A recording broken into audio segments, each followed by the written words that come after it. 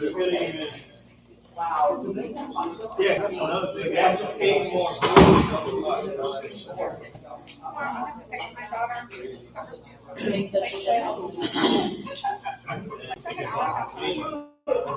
Or is this what you just said? Oh, yeah.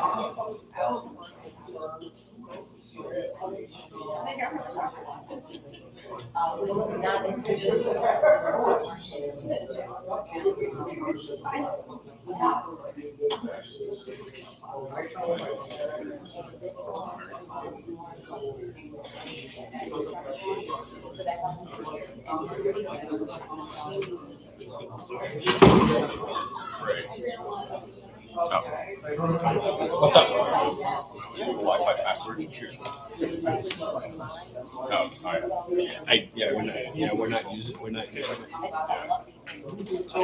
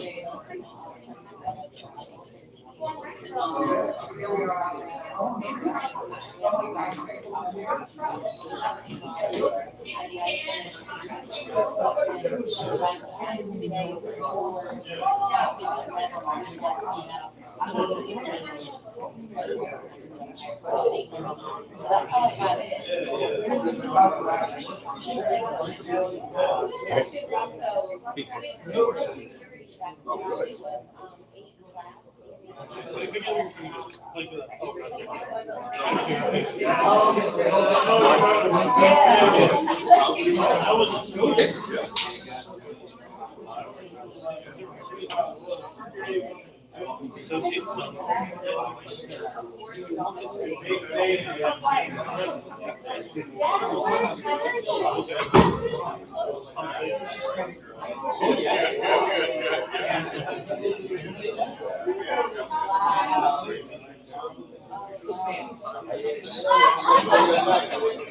Still not right?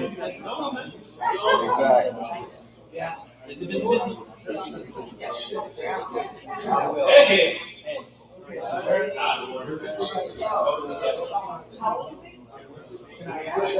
Okay.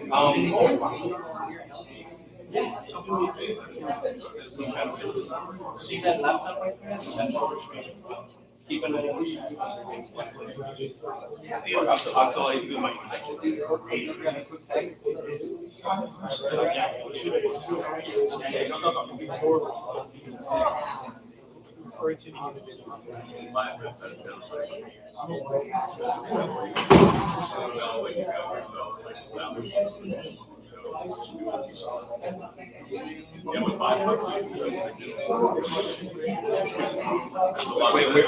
We're getting to the point where yeah, a lot of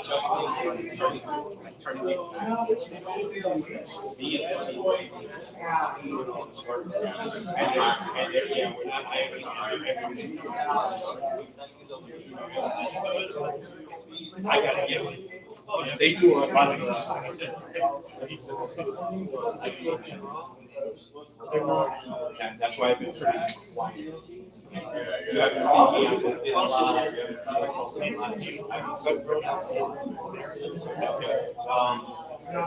Let me get things going here because that is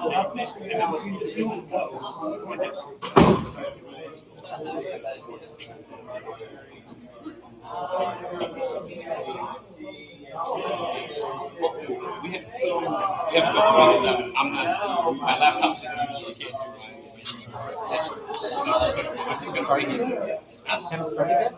No. Well, the live stream's on. Hi, everybody. Hi, everybody.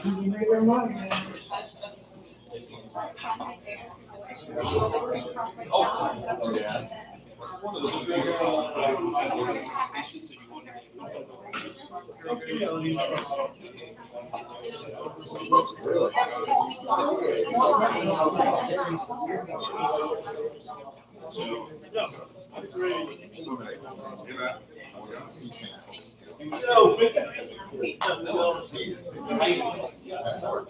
He was. Cammy, you're looking at me.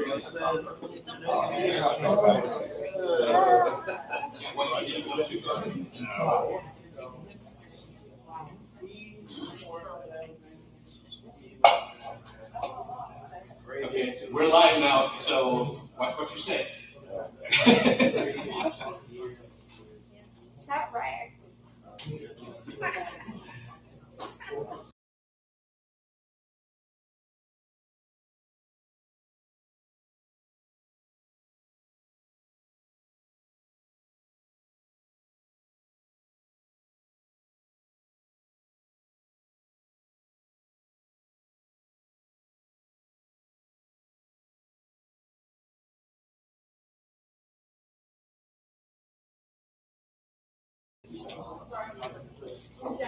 Okay, so, all right, hello. Can everybody hear me? All right, can everybody online hear me?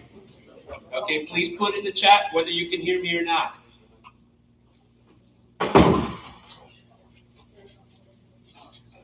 Are we getting responses? Yes? Yes. Coming in good, coming in loud and clear? Okay, good. All right. I don't need a microphone because I'm loud, but we are going to have a microphone available.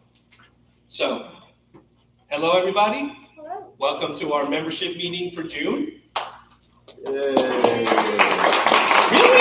That's always that. And the crowd goes wild. And the crowd goes wild. Okay. All right. This is a first for the chapter. We are actually live streaming this, okay, on YouTube. So everybody, hi, everybody virtually. How you doing? Okay. Let us know if you run into any issues. Okay. We're focusing the camera on the presentation itself. So you're going to hear the speakers, but the presentations is the most important thing. So you can see it, you'll be able to hear the speaker, and hopefully get some good knowledge. And hopefully in the future, join us in person, please. Okay, we like to have people come in person, people engaging, people networking. So hopefully you like the presentations today, and you might want to join us in person in the future. So usually I have a presentation for the chapter, but my laptop is the streaming machine today. So I'm just gonna wing it, all right? So the chapter has been around 41 years. Okay, right now, as of today, we have 931 members. Okay, that makes us the 26th largest chapter in North America and the 56th largest chapter globally out of 200 and there's some new chapters that just came on, so I think it's 228 chapters. We're number 58. So it's not so bad. Okay. So we have some events. Coming up. We have our membership our webinar coming up next month. So for those of you that are not familiar, we do in-person meetings every 2 months, and then we do a virtual webinar for 1 hour on a specific topic on the other months. So we have a webinar coming up next month.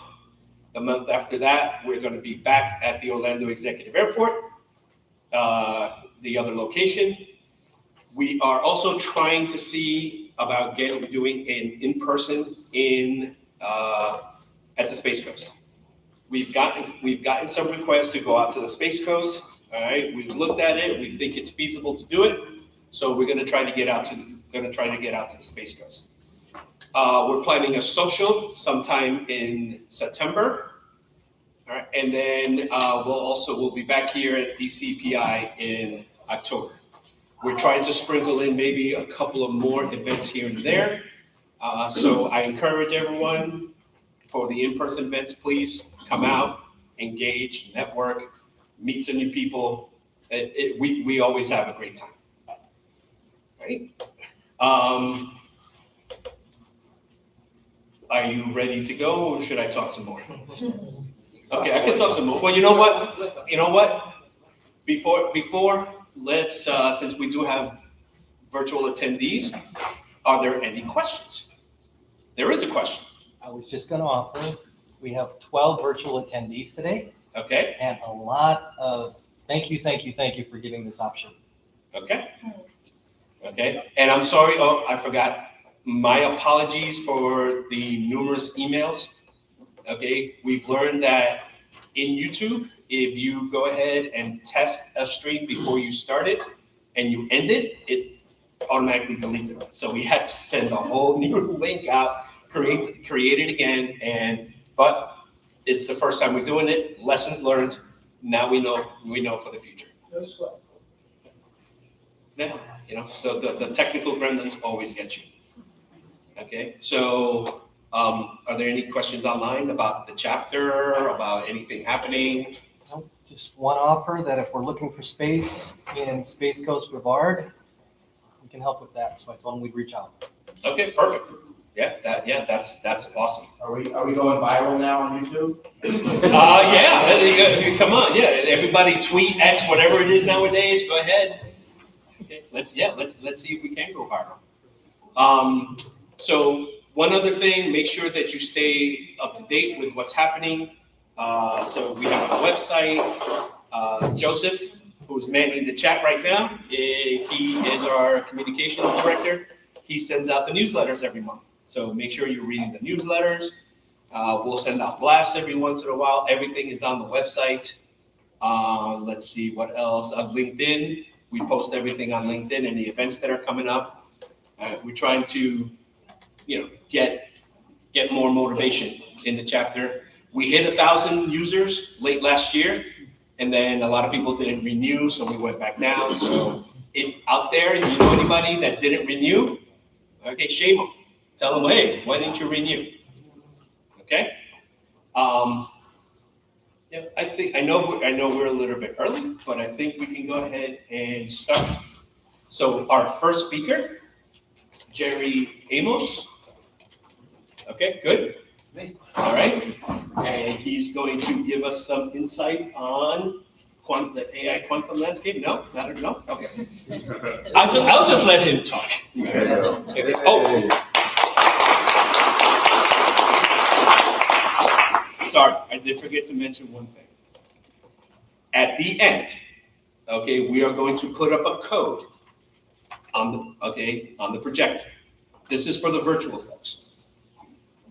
If you want your CPE, you need to go to that code. You're going to get a link and you're going to get a code. You're going to go in and you're going to give us your first name, your last name, your ISACA ID, and that code that confirms that you actually attended the webinar. The meeting. Yes, sir. I have a question about that. So I have the AAIA cert for ISACA, but they would not allow me to apply my chapter meeting attendance and CPEs to that cert because you have to get 10 years. Instead, it has to be within the AI domain. So since we're speaking about AI, is there like some special coding or something you need to do for the chapter meeting so that it's in that domain? I have not heard that.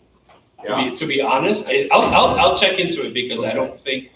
Usually you have the agenda that support what was at the meeting. So if they can see the agenda in 1 hour with AI related, that should support what was. Yeah. I've got a ticket in right now with them to kind of find out why it's not doing it because I've done 3 seminars that are all straight AI and it just won't take it. It said this does not fall within the AI domain. So I figure since it's a new cert, they've got bugs that they're working out, but it was really frustrating. I'll find out. Okay. Cool. Okay, because ISACA is changing some things. Okay. Okay, so the big thing that changed that they made was if you buy the Q&E database and you buy the manual, it used to be good for a year. They cut it down to 6 months. What? People are not happy. Trust me. People are not happy about it. Okay, yes. And I haven't heard about not being able to apply CPEs to your AI certs, but I will find out. But they are making some changes. Okay. All right. Jerry, it's yours. You're done? Yeah. All right.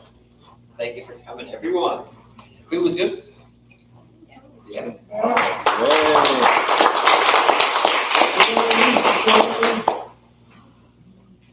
So you guys probably came here thinking you guys are going to hear about the latest in AI or quantum. Instead, you got me. But if you're looking for a job, this is the talk to. Fix this real fast.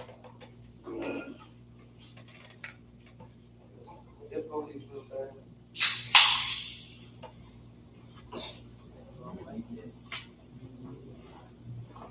going on? Anybody know good IT guy? There we go.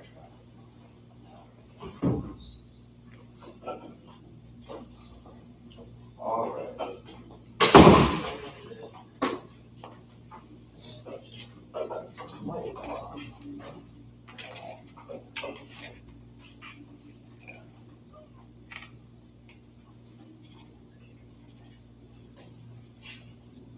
There you go. All right. Good start. Good start. So $100,000 to start. You guys probably heard that, right? $100,000 entry level. What you guys have been told, or everyone has probably actually heard, that the starting wage for an IT or cybersecurity professional, about $100,000 per year, right? But as many of you know now, that's not the reality of entry level. There was once a time where companies were willing to hire almost anybody off the street with an interest in the field, as you know, a basic IT or cybersecurity certification, a degree, or no degree at all, or willing to let them move up with the company, work their way up and pay them close to that. But nowadays, it'd be like we get $65,000 starting out. And that is the sad reality of today's IT cyber landscape. But how did we get here now? Let's take a little history lesson, shall we? A little history lesson. Roughly about 2013 and 2019, there's a mass hiring boom, right? I said we were trying to hire people left and right just with an interest in the field, cloud, whatever, that was a big thing back then. But then something happened. Everyone probably heard of that big thing happen. COVID. When this happened, everything literally stopped. Everything literally shut down. There were mass layoffs and hiring freezes. But then something actually good came out of this, if you guys believe that. Something good actually came out of this. The dream of working from home. And then, roughly 2021 to 2023, another mass hiring boom started when we started to get out of it, right? Then these bigwigs started to think differently. Like, why the hell are we paying all these people this amount of money? Why are we hiring this person to do one person's job? Why don't we hire someone that can be an AI developer, run our HR department, be our accountant, right? Yes, we will hire that special mythical worker. We will hire that unicorn worker, right? That's where we're at now. Someone who can do 10 people's jobs, and guess what? We're only going to pay them a fraction of the price. I don't know anybody who's able to or willing to do that. You guys? No? So that is the reality of today's world. So that $100,000 sounds nice, huh? You guys know what you have to do today just to be seen, heard, or get an interview? You have to network like a person. Speaking of networking, let's turn to the person to your left or your right and introduce yourself. Go ahead.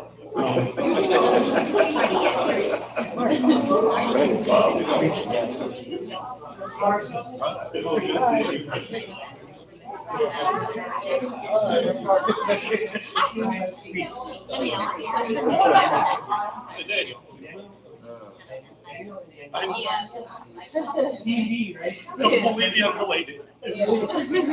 You guys see that? This is how you get a job. It's all about who you know, your LinkedIn profile, catering your resume, aggressively targeting companies, taking mental health breaks, and who knows you. We'll play on that. Who you know. But if you get anything actually out of this presentation today, is that networking is king above yourself. Now, before we actually dive into this whole presentation, let's talk about everyone's favorite thing to talk about. Me. I'm Jerry, been in the IT and cyber field around 15 years now, in the private government sector. A lot of certifications, Security Plus, at CCNA at one point. Had Zero Trust certification, Agile, ISACA CRISC. Held lots of different roles in my career so far, from desktop support, system engineering, security engineering, patch management, vulnerability management. I know the eye strain of working in a SOC, in a SCIF. SCIF is boarded up, no windows, no electronic devices, on base. All we had is internet, 10-hour work days. Horrible. I did not like looking at a log all day. Currently, I am a senior information systems security engineer 3. I work in assessments and authorizations on the NIST RMF, which is in the GRC field.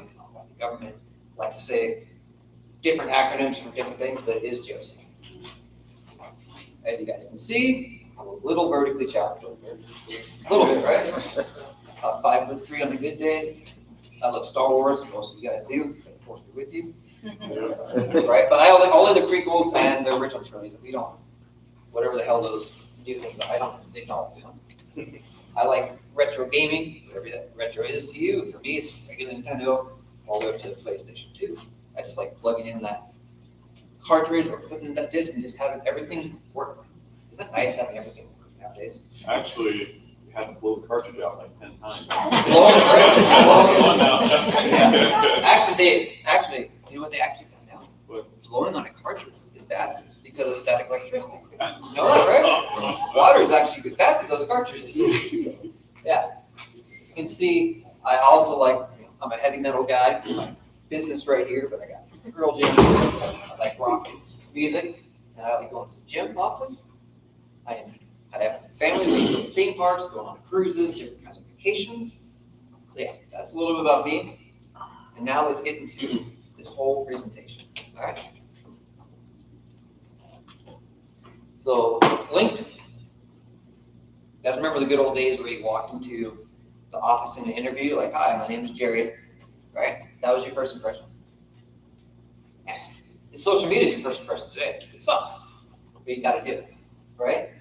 So if your profile's not clean, recruiters won't be able to find you or even care to find you. So some tips here. You need a banner that demands attention, right? It can list, we can also list like 3 things that you are want to do or aspire to. Your banner.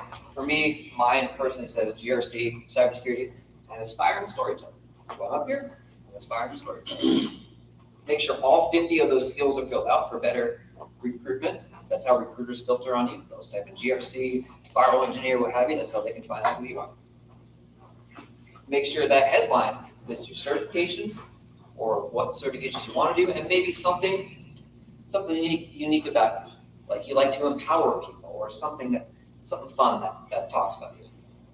Now you've already talked about your technical skills, so that about section, also make that fun. Make it unique. And kind of how I did in the agenda, talk about you, your family, or how you got into computers, anything, how you got into this industry, then go into your technical side. Because recruiters, they see this all the time, the same old boring thing. Yeah, I've been in GRC 20 years, I've been CMMC, all this stuff. No, they want something unique. So make it different, make it unique. And you want to do a nice smiling headshot photo. Be a perfect photo like this. You guys can't do that perfect, but almost, right? You don't want to, I see too many of this, you guys probably see it all the time, right? People have their photos on there just like this. Like a mugshot, right? Nobody likes a mugshot. There might be one person that likes a mugshot, actually. Maybe one person, I digress. So make sure you have that nice smiling headshot, right? And comment on people's posts. Definitely have to feed the algorithm and repost comments, right? Repost with actual comments. And post daily. I have a story about that. You guys want to, you were posting daily this. So last year I had 2 mentors, John and Steve. They run the Cybersecurity Mentors podcast with the branch off of Simply Cyber. Everyone should know who Simply Cyber is. If you don't, look it up. Like this amazing group. And then a couple months back, actually January, in this very room, actually, I saw amazing storyteller Jeff. If you know, you guys know what I'm talking about. Amazing storyteller Jeff. He literally sat up here on books that he was reading. They had his presentation right here. He's talking about literal fairy tales, and then all of a sudden he's branching to cybersecurity. Blew my mind how he can do that, right? Literally blew my mind. It's like seeing a Bob Ross painting. You go there like, oh, happy treaties, I'm gonna make this majestic forest, gonna have a waterfall, gonna have mountains in here. Like, I don't see it yet. And then boom, there it is. Amazing storytelling. So I posted about the next day and tagged him. Fast forward a couple weeks, John tags me on one of his posts. I'm like, this is interesting. Turns out from my post, Jeff and John did the podcast together. And they mentioned me several times. I'm still getting goosebumps talking about it right now. So that is the power of posting. So post daily. Okay? That's a very, very important post as much as you can. And I challenge each and every one of you. Do you have a question? I'll take it. Challenge each and every one of you, starting today, to send out 100 connection requests. It's a lot, but try, okay? But be unique with it. Be different. You guys want to see what I mean about being unique and different? Shake your head. Yep. Hope it doesn't glitch out too much. Hello. First of all, thank you for accepting my connection request. We're actually clicking on the video. Everyone's busy, so I appreciate you taking the time out. Just be short and sweet. Just a little bit about me, my hobbies, and the freshman. I wanted to send out this video. I just wanted to show me, right? As you see behind me, a big CRT TV, so I love retro video games. I like working them. And as well, I just like put the cards in just can have everything just work, right? Other than that, I like the theme parks is universal, like roller coasters, all that kind of great stuff.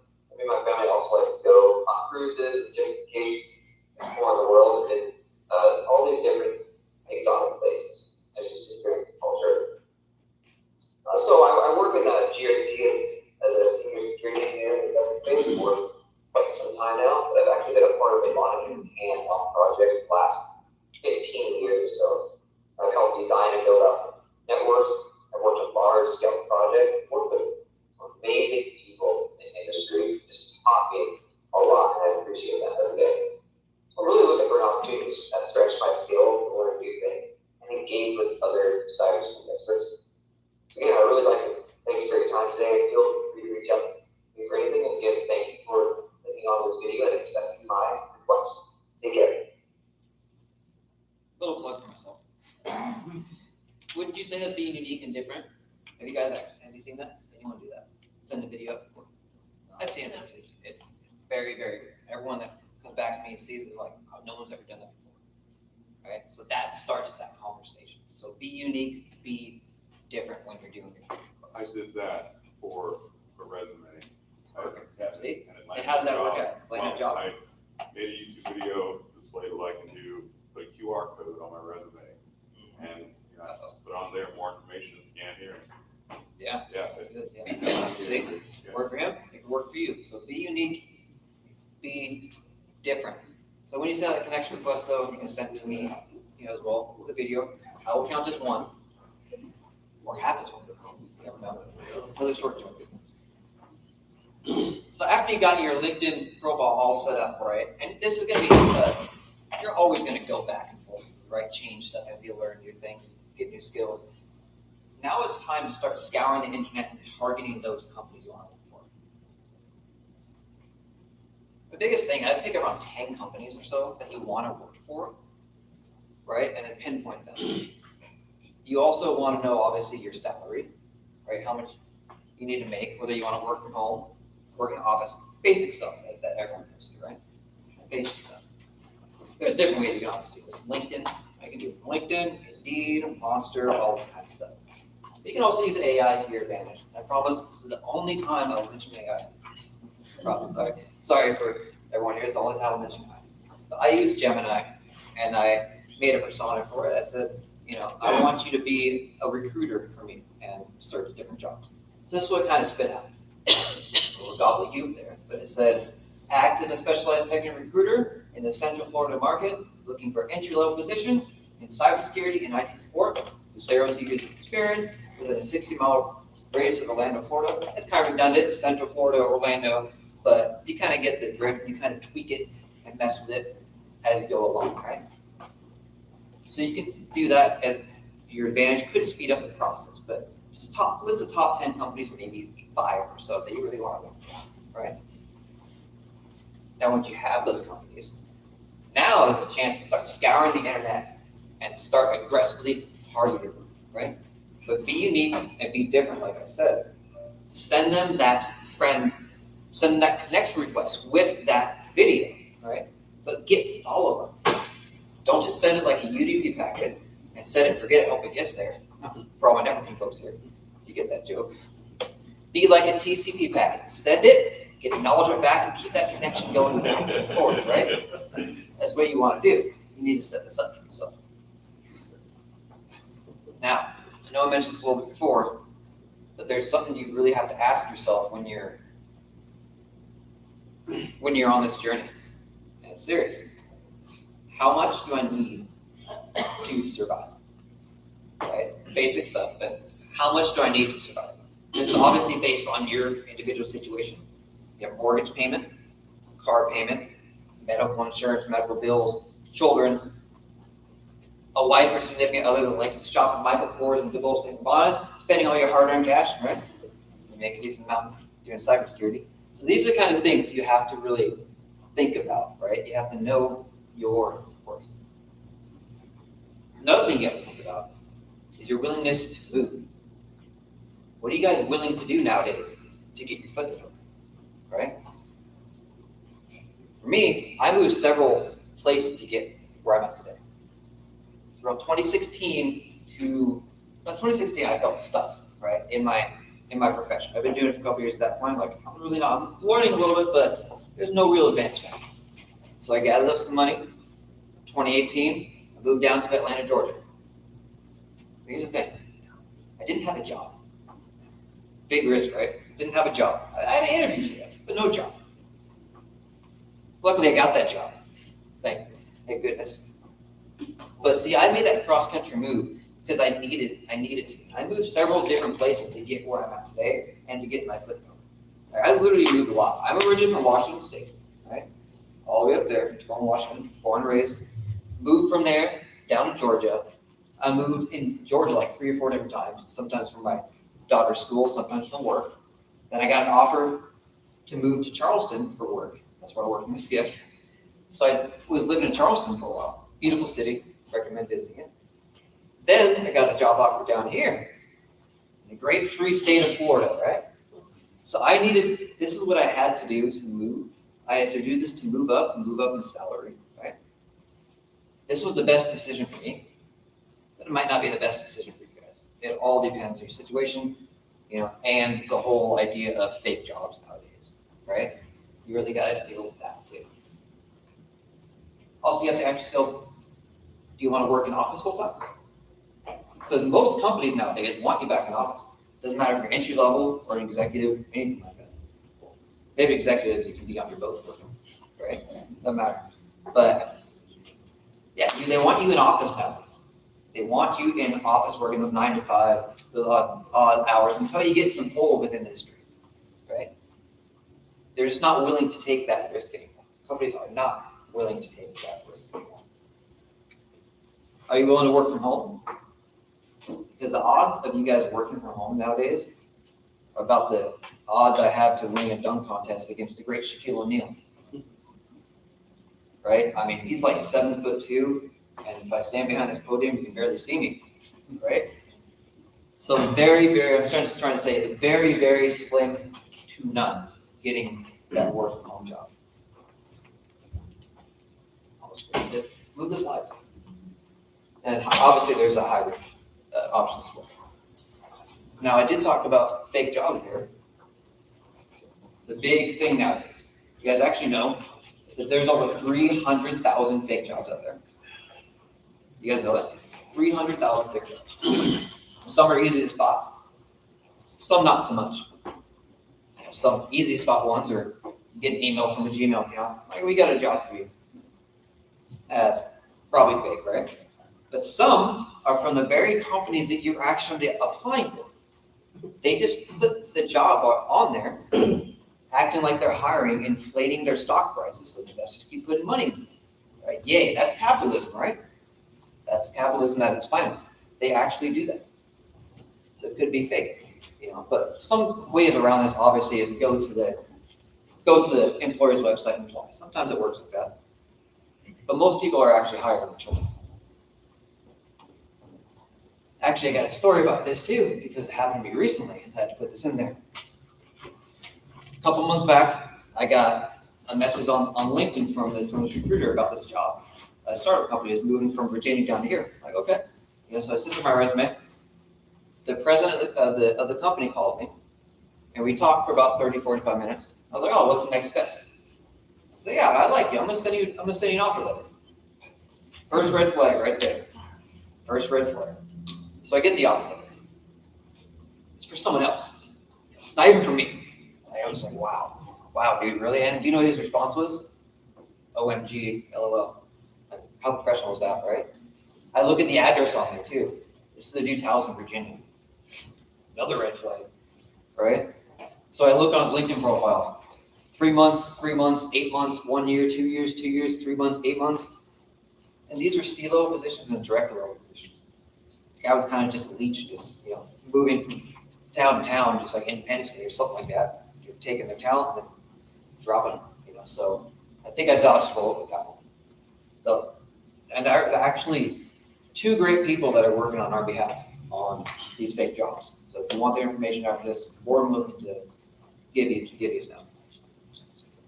So you gotta need to, basically I'm just trying to say, do your due diligence with these jobs. Because moving across country nowadays might not be the best thing. Because I know people that actually did that and they lost everything. It's a fake job. They moved there, yeah, they got equipment, but then no job, lost everything. So do your due diligence there. So once you know your worth, how much you need to survive, and you got your LinkedIn, these are no in particular order, right? But once you know your worth, know how much you need to survive, now it's time for everyone's favorite thing to do. Your resume. Everyone's favorite thing, right? Created resume. You guys know that 1,200 to 2,000 resumes are submitted for internships, and on average, that job posting closes within the first 48 hours. It's crazy. Management level positions receive 200 to 400 resumes every few hours, and it's taken down within 1 week. Okay. Senior level roles are taken down within the first 72 hours, and accepts 400 to 700 applications. So guys, here's the thing.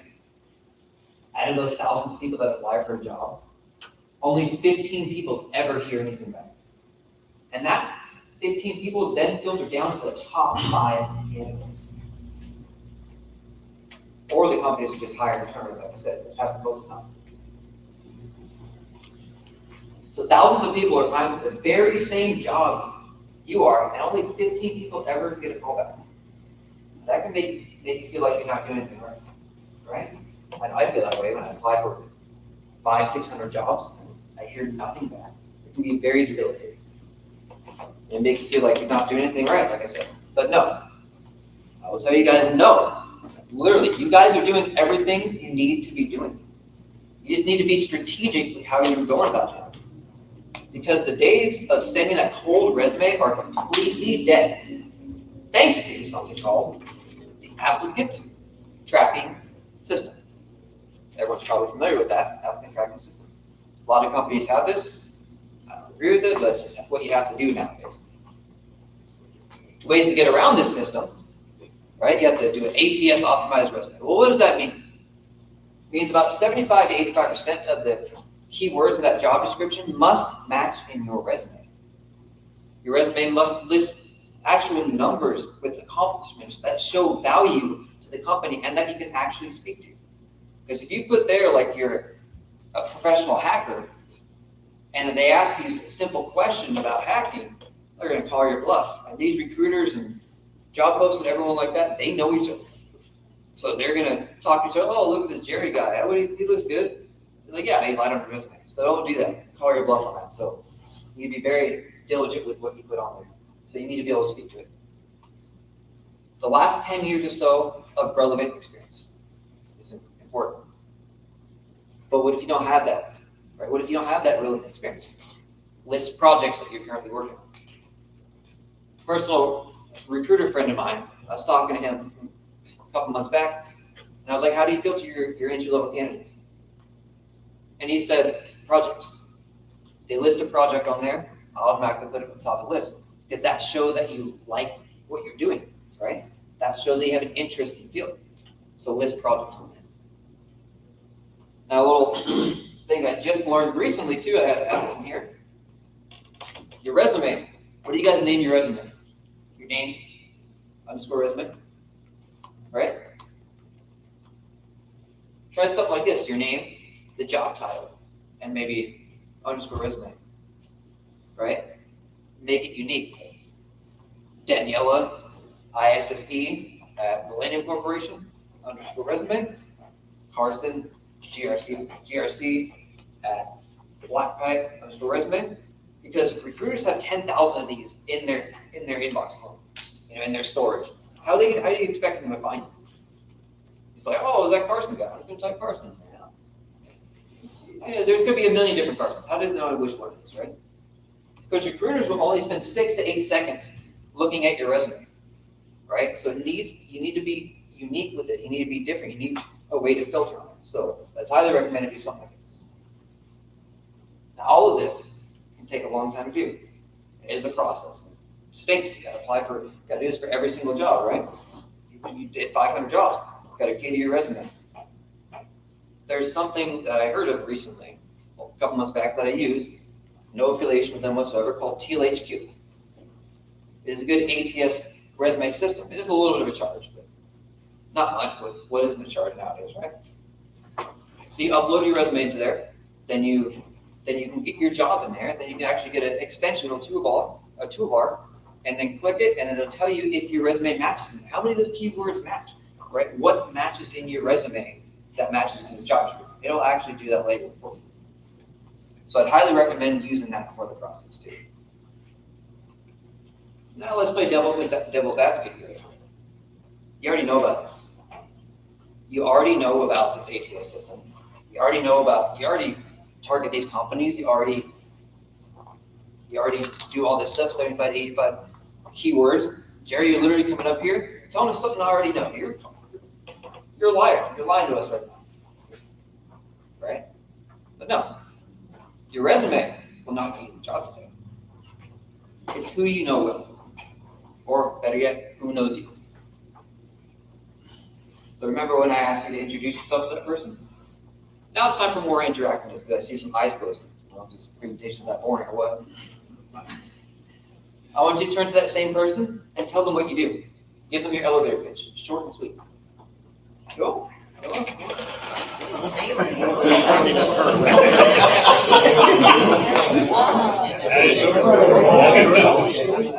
I'm a geek. Okay, well, there you go. Let's see, so for MFP. There you go.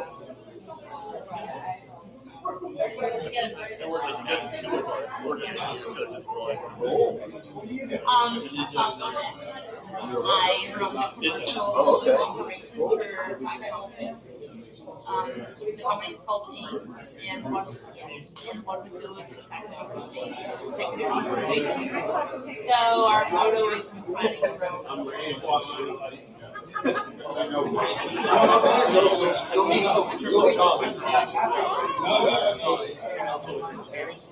I said elevator pitches, not your wife's.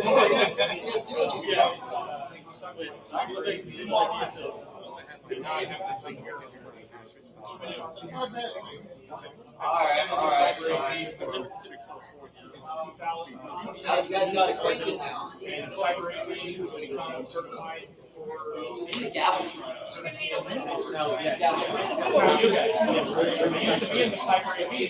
Now I'm here.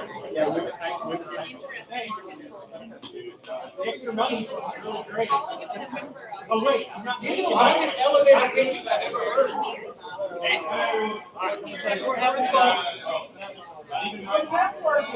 Now, wait up, I said elevator pitch, right? All right, enough with the networking. I didn't, yeah, come on, man. Jesus. I only got like 15 minutes. You have a question? Yes. Which question? I want to know whether you said it's not a good idea to use your real name as the title of the resume. Say that again one more time? I want to know whether you said, because I think it's quite very important about Oh, saving your resume, yes. So, good point. You asked what should I save my resume as? Sorry, if you can't hear me, like speak up. You should really, maybe not today. Probably when some of your phones sleep. So name it like your name, the job title, and the date, right? Or like your name, the company, the job title, and the date, so then they can filter on you easier. Something like that, all right? So you guys done telling your life story? Yeah. Elevator pitch is supposed to be short and sweet. Someone asks if you're elevator pitch, you tell them that, and they're like, well, dude, calm down. Soft skills are very important. So networking, it's all about networking, right? As you saw here, it's fun, right? Because networking is literally king nowadays. But how do you know how to network? How do you know who to network with? I personally don't worry about that. I just go there and start talking to people, right? I might research them, who the speakers are, or you might, and start, see if they have an interest, do your OSINT, right? And then start talking to them. I from there start talking to them. But I'm an extroverted person, right? I know it comes easier, it comes naturally to just go up and talk to people. But I know a lot of people are introverted. You guys actually know that most people that come up and do these presentations are introverted. Crazy. That guy, Jeff, that I talked about, extremely introverted. I believe what he has to do to decompress. A lot of these people are introverted. So it doesn't mean I don't know the other side of it, right? And I've actually talked to these presenters. I'm like, why are you doing this? Like, you're introverted. Like, why do you do this? I need to get noticed. They literally told me I need to get noticed because no one's noticing. So that's why I'm getting up here. I'm teaching myself to be comfortable with being uncomfortable. That's actually my motto this year. So, yes. So you need to figure that out. Just go and start networking with people. Because we used to have a place here, right? As nerds, used to have a place. We used to be introverted in our mom's basement, pressing that launch button to the hack, right? Right? But no, nowadays you can't do that. You have to start getting out there, networking, and building your brand. Because you, are the architect of your own career path. And your success depends on your willingness to do what the competition won't. So what will you guys do? Will you guys sit, kick, and scream that your life's going to crap, like nothing's happening because you keep applying for the job the same way and expecting different results? Definition of insanity, right? No, you guys won't. You guys will not do that. You will go out there, like you're doing now, join these local clubs like ISSA, ISACA, ISD2, right? And network there. You will also, like DC407, Hack CFL, join those clubs and network there. You will volunteer your time at these different conventions. Volunteer your time, or just go there. But volunteer too. Good way to network that way. Go to B-Sides Orlando, Know Before Con. It's probably my favorite one, actually, to network with people. Zero Trust World, who join these Discord servers like Simply Cyber or Study GRC. They have job boards on there, people you can network with. So do all these things to network, put yourself out there, start building your brand. Soft skills. Toastmasters. Who in here has heard of Toastmasters? Most everyone, right? It's good. It teaches you how to speak, how to convey a message.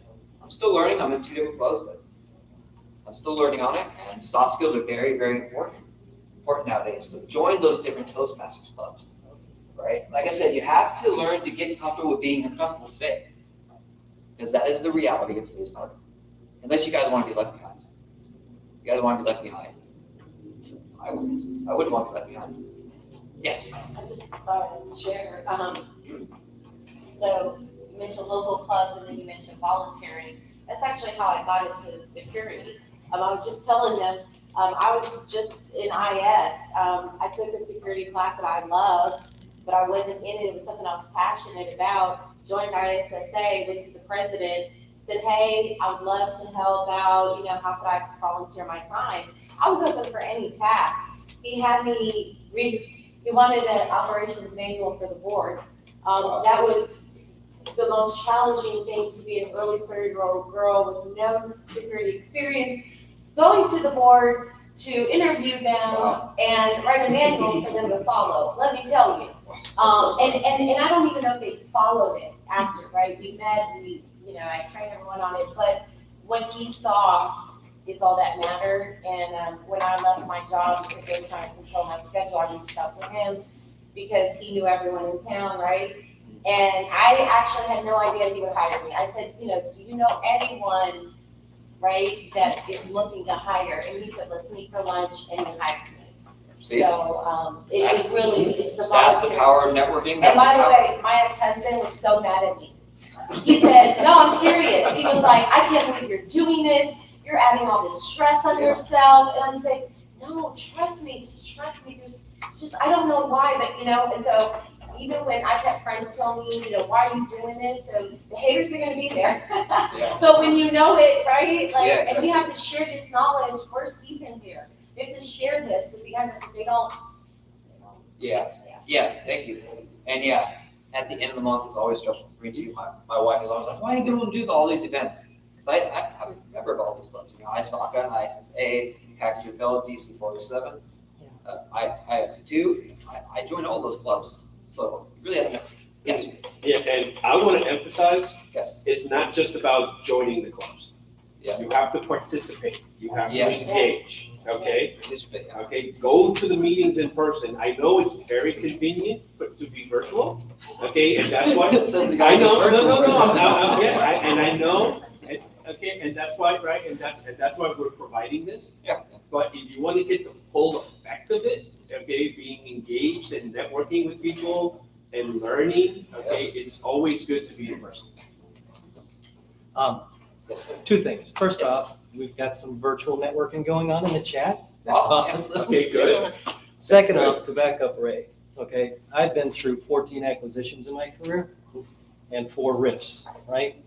Since 2010 and now. 2 times I've had roles come to me through networking. One of those cases was the highest paying role I've ever had. Came from somebody that I didn't know, but I had met at a chapter meeting that talked to him and said. Yeah. The other one was probably the second best role I've ever had in my life, which is the one I have now. So networking does pay off. Yes, it does. Yeah. And everyone, just like I had you introduce yourself and then tell them what you do, not your life story, but if you're the list, just tell them what you do, your elevator pitch, short and sweet. That's networking. That's what you have to do. Right? That's literally what you have to do. I saw people over there, came over here, over there, came over here. So that's literally what you have to do. So that, I was ripped last October. I don't know how many people know that, okay? And somebody reached out to me, they saw my LinkedIn profile, they saw how involved I am in the community, what I've been doing, and they came to me, and they didn't even have a job opening. They created a role for me, yeah. okay? And this is probably, it's the most challenging role I've ever had, but it's actually the most satisfying role I've ever had. Yeah, it's good. Yeah. See, that's literally the power of networking. Networking. You have to do that. See, everyone's stories here. Another story about networking, right? Yeah. One of the more endearing security positions that I held came from the power of networking. Yeah, power. The gentleman that helped me with that position is actually. There you see. I was just gonna say, don't listen to this guy. Who you know and who knows you, right? That was back in 2015. 2015? See, I love that. See, getting everyone together, networking, that's what it's all about. It's really what it's all about. Yeah.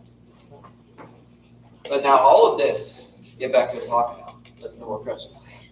Yeah, all of this seems like a lot of work to do, right? Constant LinkedIn updates, constant LinkedIn posts, constant LinkedIn connections, constant tailoring your resume, constantly going out into the world and exposing yourself, talking to people, right? But do you know what you do when you feel like you're being overwhelmed, everything's getting too much for you? You just do nothing.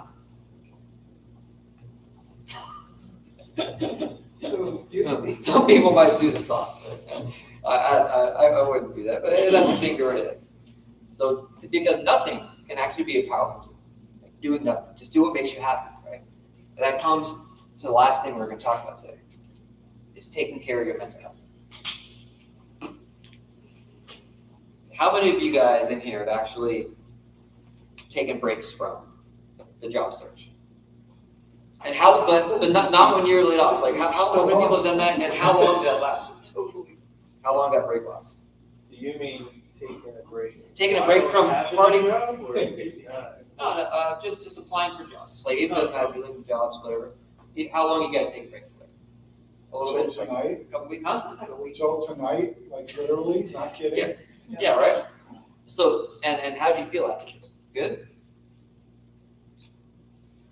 You usually talk a lot, Carson. Come on. I'm a tech guy, I'm really good, I know what I'm doing, but nobody seems to want us right now.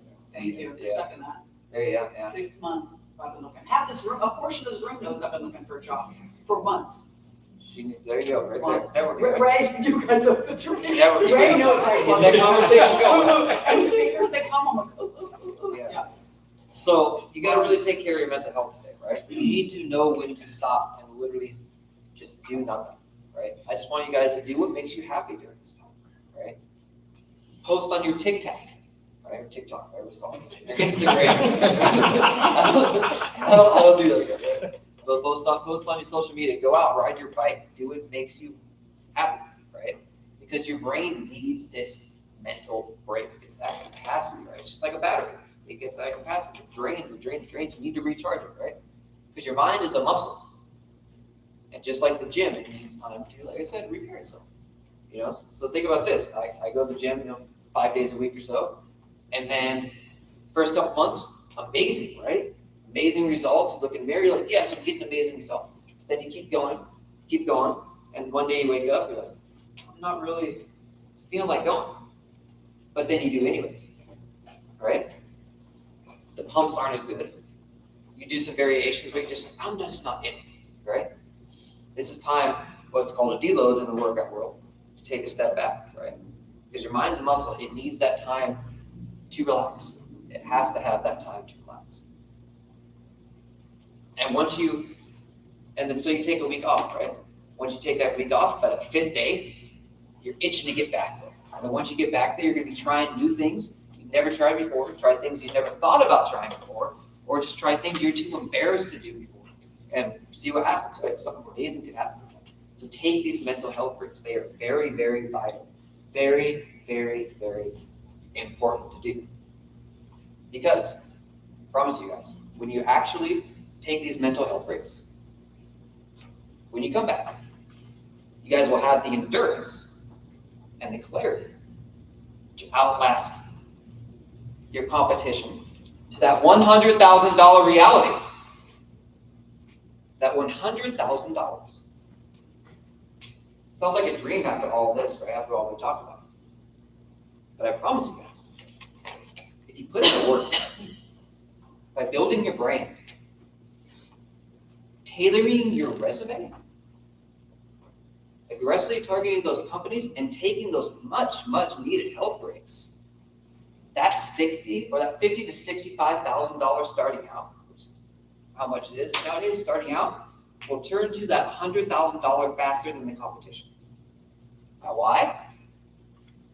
Because you have something that the competition doesn't.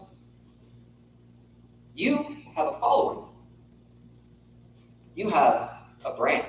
And with that brand, the job will eventually find you. So here's this big pile of money in 2026.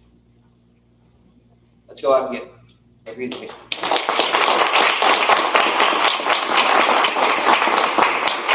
Find me here on LinkedIn, my LinkedIn profile. Is that safe? Yeah, I promise you it's safe. Sure? Yes, it's safe. Come on. cybersecurity presentation, but. That one guy was in the airport, and one person in the room moved.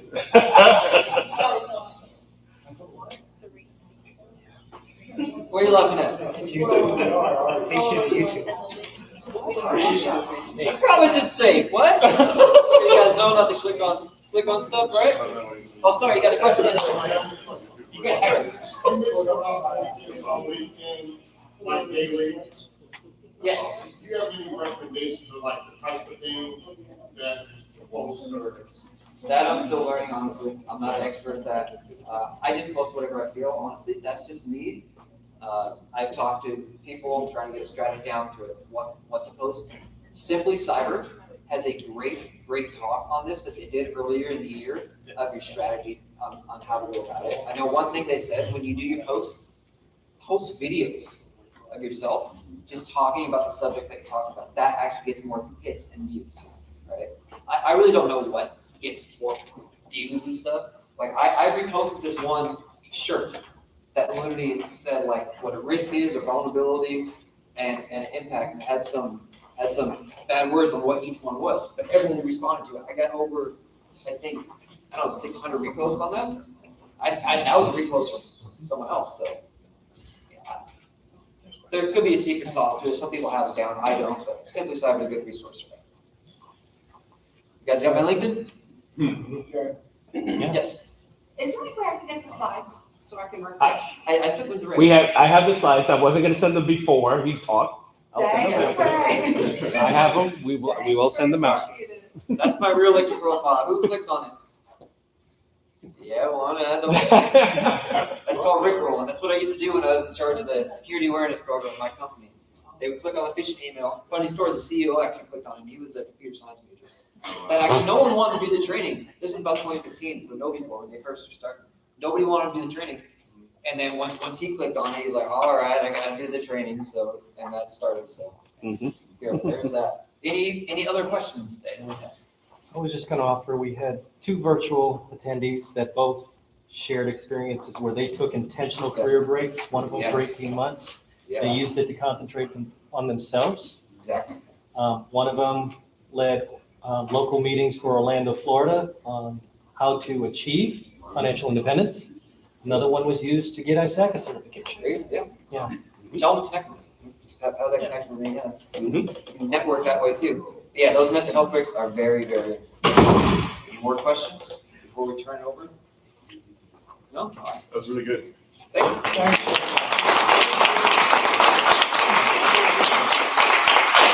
Okay, we'll take your time, we'll take a little break. Okay, see if there's any other questions or any issues online. It's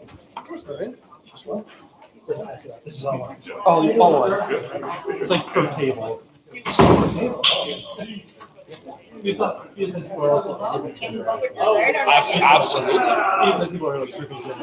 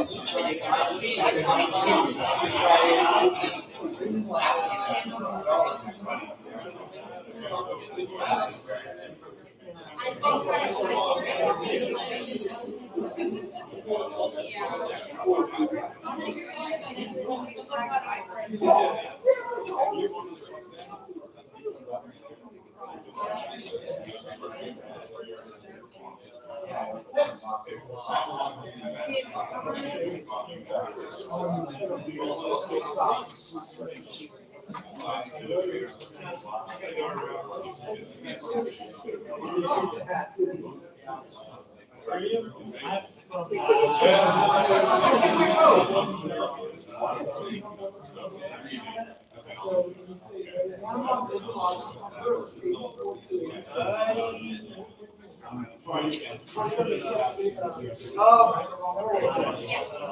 Thank you, you know something.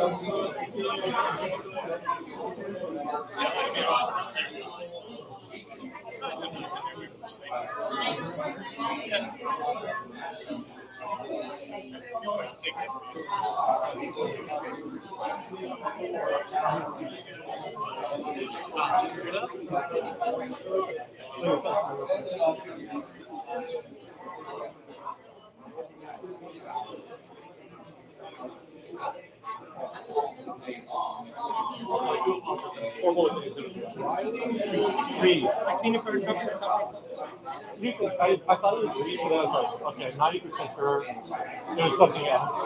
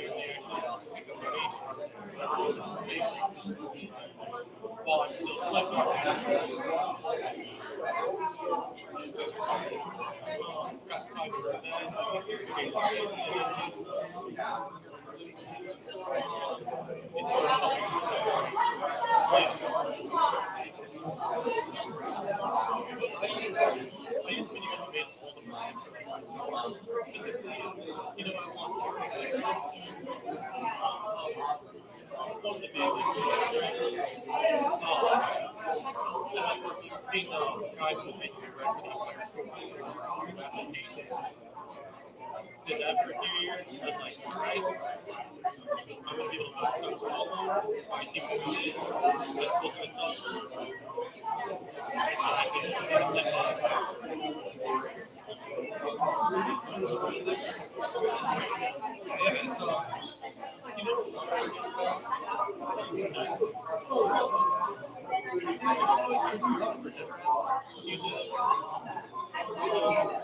it's like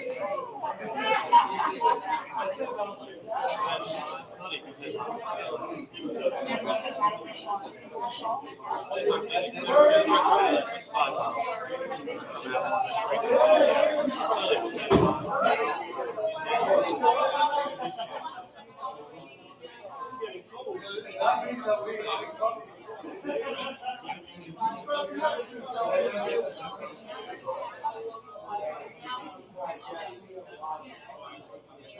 No, let's continue further direction. I forge right there, so it's that way. Let's go to that direction and I. It's like, all right, if I have a compass, I can figure it out. Don't ask me anything else.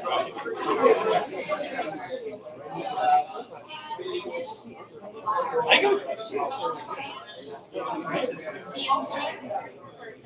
That's my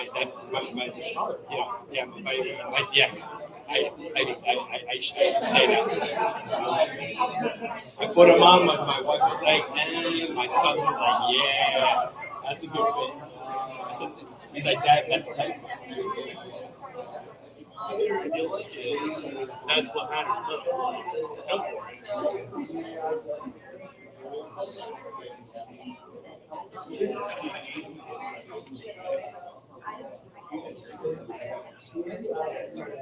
We're starting. So we got like 5 minutes.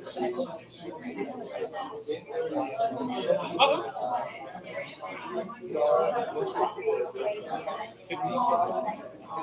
We had 50 people, okay, but the link got a little bit screwed up, and I was basing this on 20 people got me, people didn't get to do it.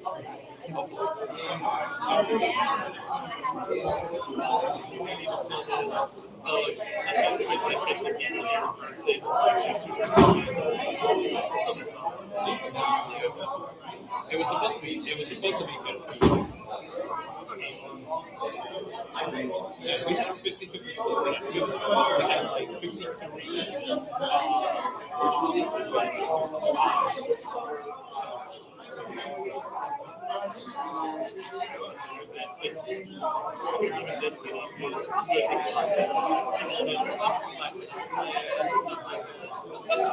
Yeah, we understand stuff happens. But that's why I tried. That's why I made the comment. If you get them on virtual, you'll see the presentation, you'll see the networking.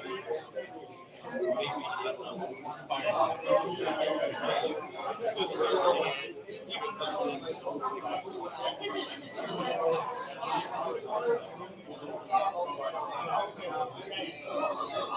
Yeah, I need to ask him about that. I've been working for close to 10 years. I've set foot in an office only for like special meetings and outside meetings. Outside of that, I'm As a guy for a new job, private, so like everyone's like, oh yeah, that's great. Even that, yeah, he's like,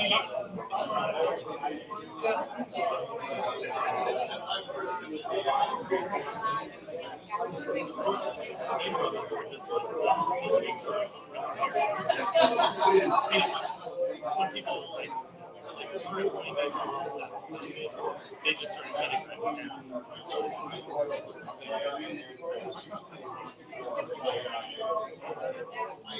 well, companies that actually saw the benefit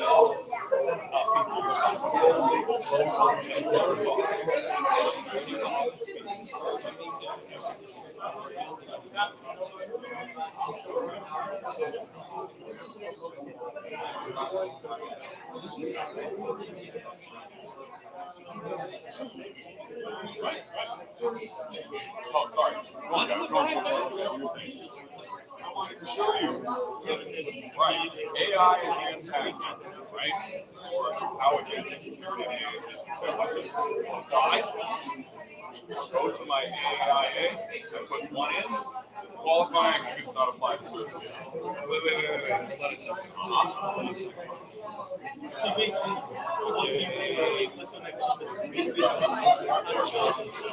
Yeah. You can't change this.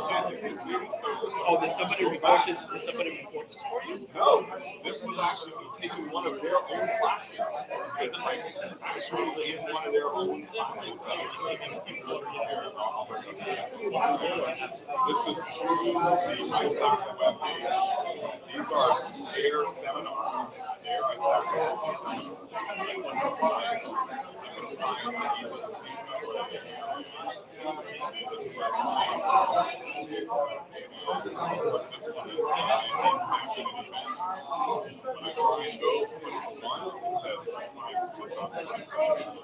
I can go up there and apply it to my system.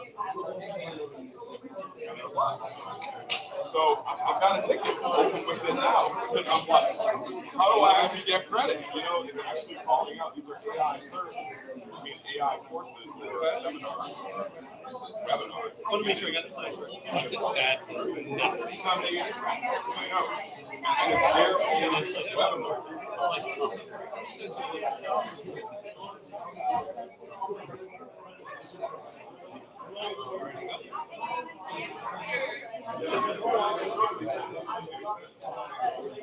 All right, folks. Let's bring it in.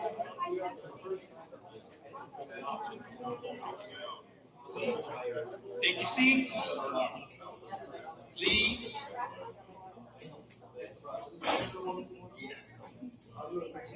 Hey, you two troublemakers in the back, let's go. All right.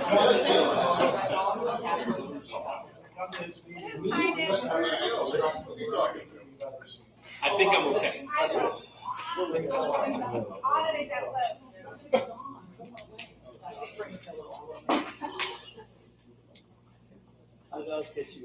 All right, folks. Hopefully our virtual folks are still online. Hopefully we didn't cut them off yet. Okay. Were they networking?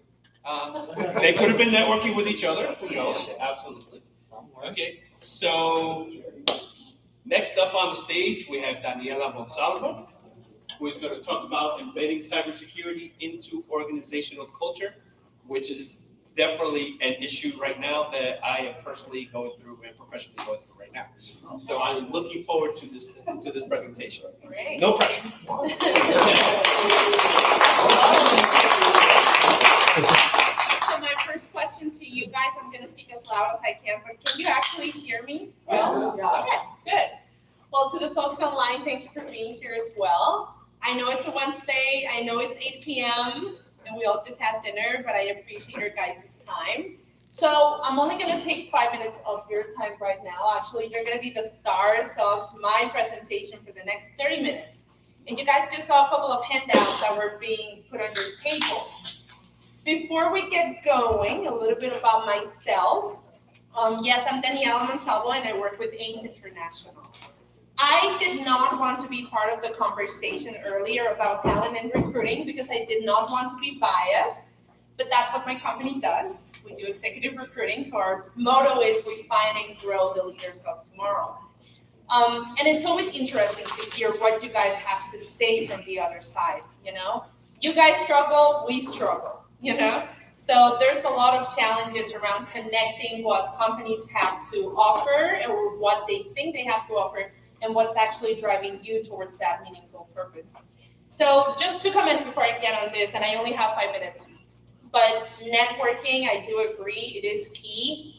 Why though? And it's not only a numbers game. I didn't want to mention that earlier, but networking is key because what differentiates you guys from anyone else is your soft skills, okay? The only way I will get to know your soft skills is by getting to know you. So that's one thing I wanted to mention. Anyhow, for the first 5 minutes, this is me and you guys, and you have the handouts with you. It's going to be 20 minutes for a conversation. A few invitations that I want to make, guys. First and foremost, let's approach this not from a control assessment or risk assessment approach. Let's do this. I invite you from a leadership and governance lens. So the case study that you have there is one of my favorites. My second invitation is that I encourage you guys, Jared just said it, if you guys already know each other, that's great. If you already have your preferred teams, that's great. But I also invite you on the opportunity of sitting with people you don't already know. I think that's gonna be great. It's your time now. So for the first 20 minutes, I want you guys to discuss on the case study that you have there. I took some time preparing that because I wanted this to be meaningful for you guys. And then for 10 minutes, we're gonna have a shared discussion of the conclusions that you found. Think of these not as answers, think of these as signals that you are unveiling. So try not to look at the obvious. I am very keen and interested to see what you guys have to say. And then for the rest of the time, you just sit down, lay back, and I'll take it from there, okay? Great. So, I would suggest, I see that you can do groups of 5. If you want to do more or less than that, that's okay. And also pick your team leader, okay? By force or by willingness, but pick a team leader so he or she can present the results, okay? Are the folks online gonna be able to do something? I will screen share it too, and I think you said you have 9 people? No, 15. Online? Do you think we can do like break groups with them? No. Yeah, we don't have the ability. Or they can keep it to themselves, they can share their findings.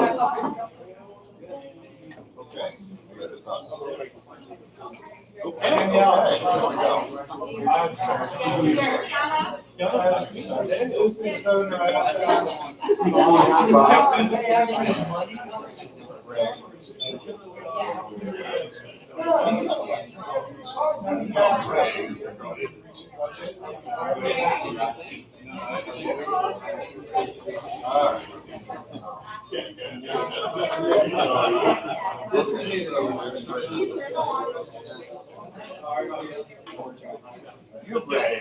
I skimmed over it.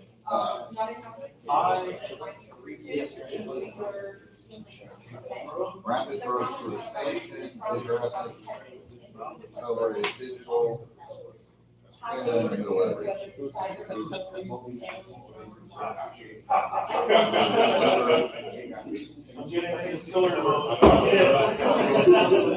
This is everybody. Consistent cyber practices, delayed remediation,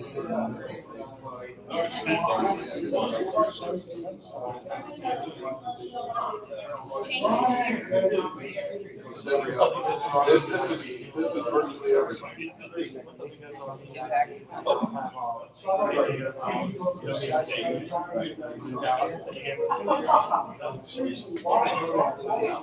Do you, However, can the folks also see that? you can say I can understand send it everybody, to you. no, it's, everything's good. Yeah. Oh, no. Oh, it's just, right, summaries. Yeah, that should be fine. I literally have said, literally got called. So for everybody online, okay, this is the exercise that's happening. So you'll be online, you'll be a group of one, go through the exercise, and if you want to share your feedback, later on, we'll make sure that we'll give you time. Can we attach it? Yeah, who do I send it to? I got a phone. Send it to Ray.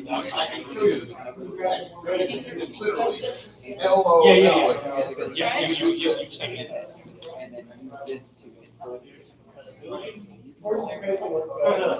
Yeah, I thought it was a joke. I literally thought it was a joke. Yeah. Uh-huh. And I didn't do anything. It's Sunday morning. There it is. I'll give you my. Oh, I'll take one, here's a word. I'm sorry. I said, not funny. I'm working on the other. I thought they were joking.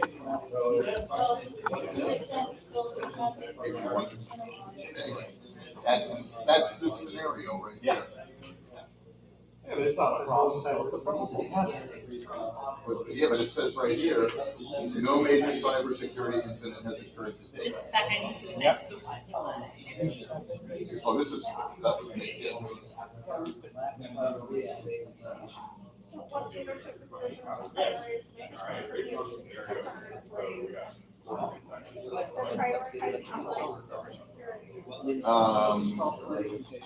Budget constraints was one of the main issues. We're not spending money on it.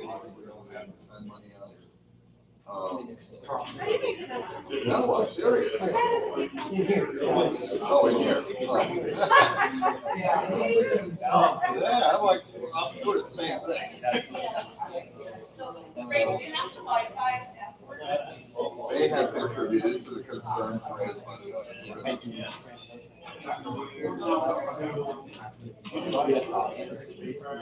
Yeah. What has contributed? Well, I mean, well, no, inconsistent.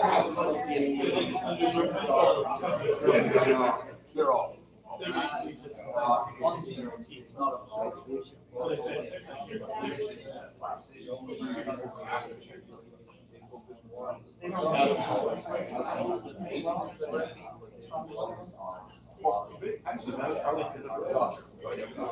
Ownership is. Okay, just send it. And here are the items that they said were the issue. That was what was raised. Inconsistent, delayed remediation, what leadership priorities contributed to inconsistent results.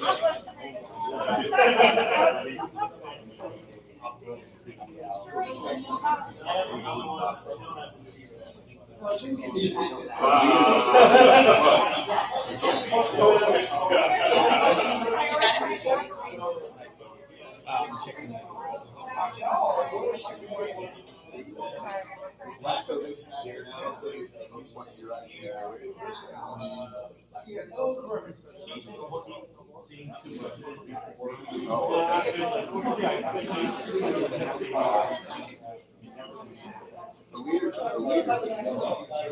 did not look ahead.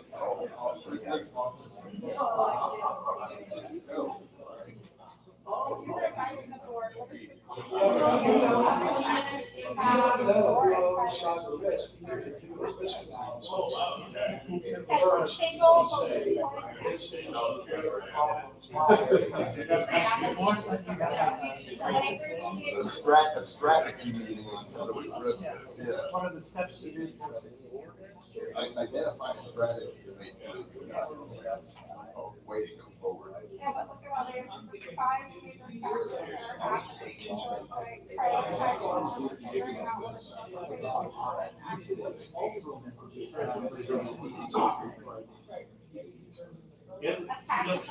strategy plan. So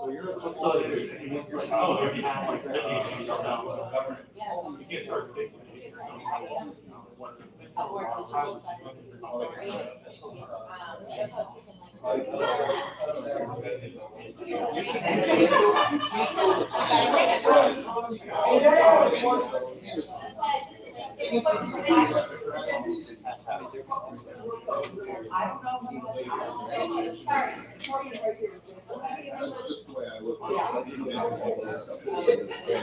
Start with your strategy. Your strategy is laid out and you should be able to put the pieces together. Everything goes back to what is your strategy.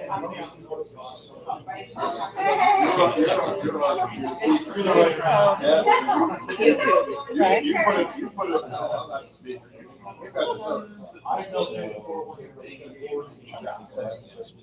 You got the notes.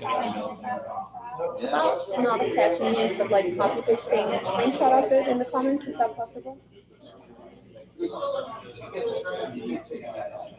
Are you going to spend $1 million or are you going to spend $10 on a budget? Again, so you say that. Oh, it's a strategy for accountability. What is the most important? So, I mean, Yeah. Strategy dictates deployment of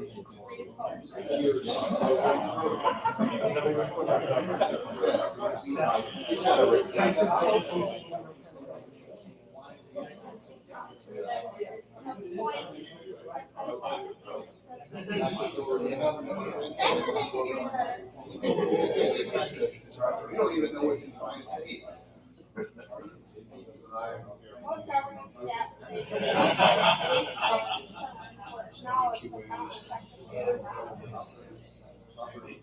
What's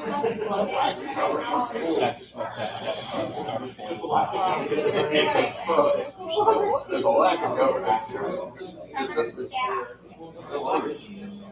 That's why there's inconsistency.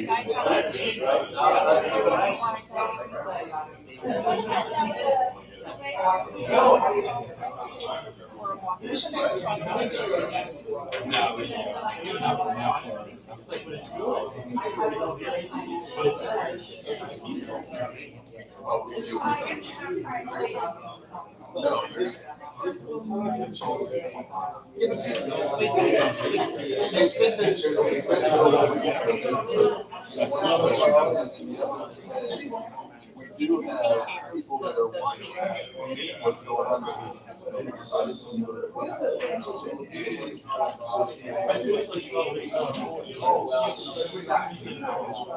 Oh, you know what, the main issue is no major.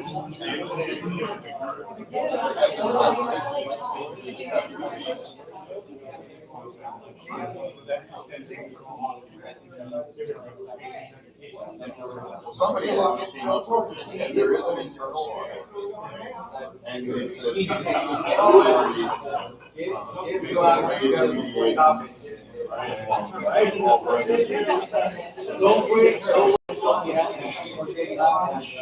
Yeah, I think so.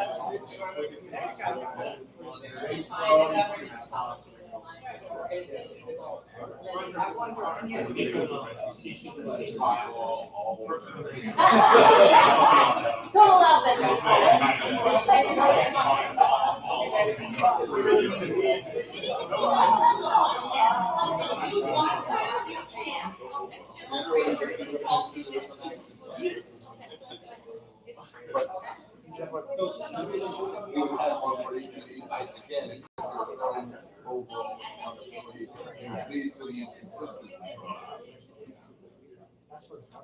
You're doing great, guys. We have 10 more minutes. Nine.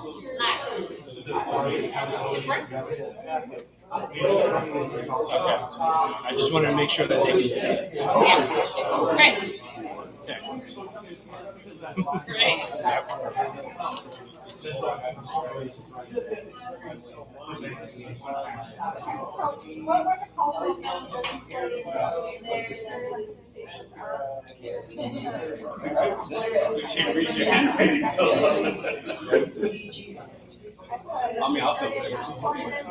How long have you been with the group, leading the group?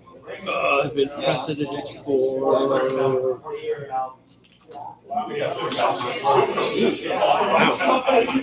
can at 2.5 years. Yep. I've been president for 2.5 years. I was vice president before that, and then I was education director. What, Puerto Rico? Yes. Yeah. So I've been here for a while. It's a great group. Everyone knows each other. You keep them engaged. That's wonderful. You might want to go down to the other page so they can see like the questions there. Maybe they can screenshot it. Okay, I'll let them know. Okay. So virtual online folks, this is the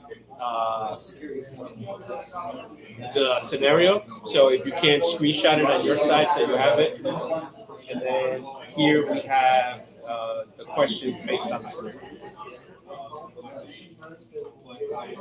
So I'll leave the scenario for another 2 or 3 minutes, and then we'll go into questions.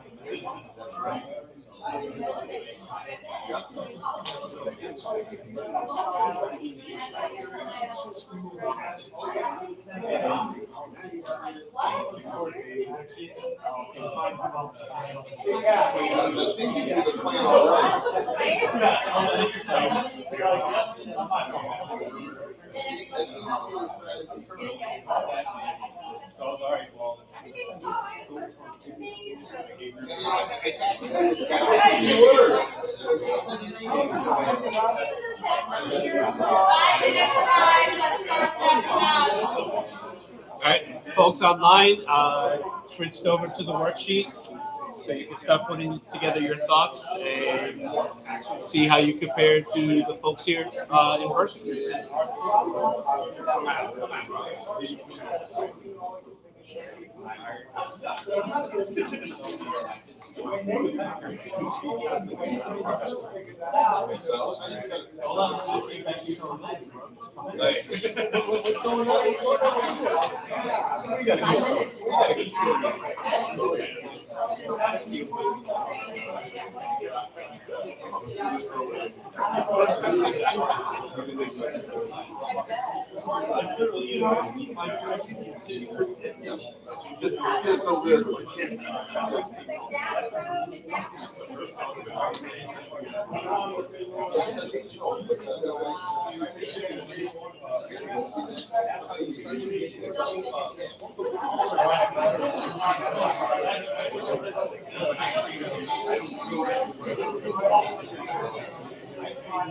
These are excuses. These are excuses.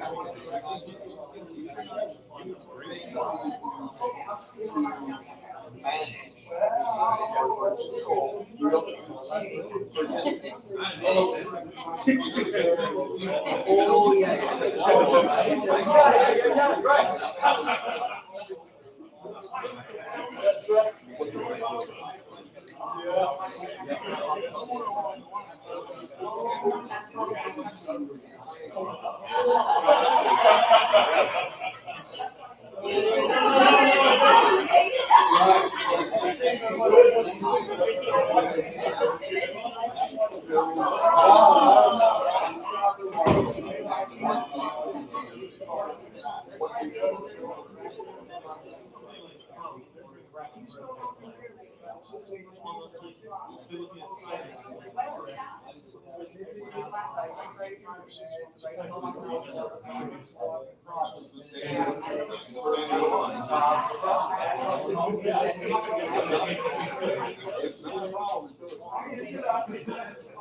Daniela, you're throwing me off.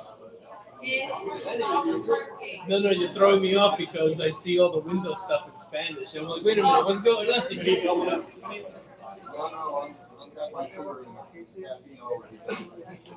All right, everybody, we're reconvening. Okay, guys. Okay, I'm gonna go ahead and stop share.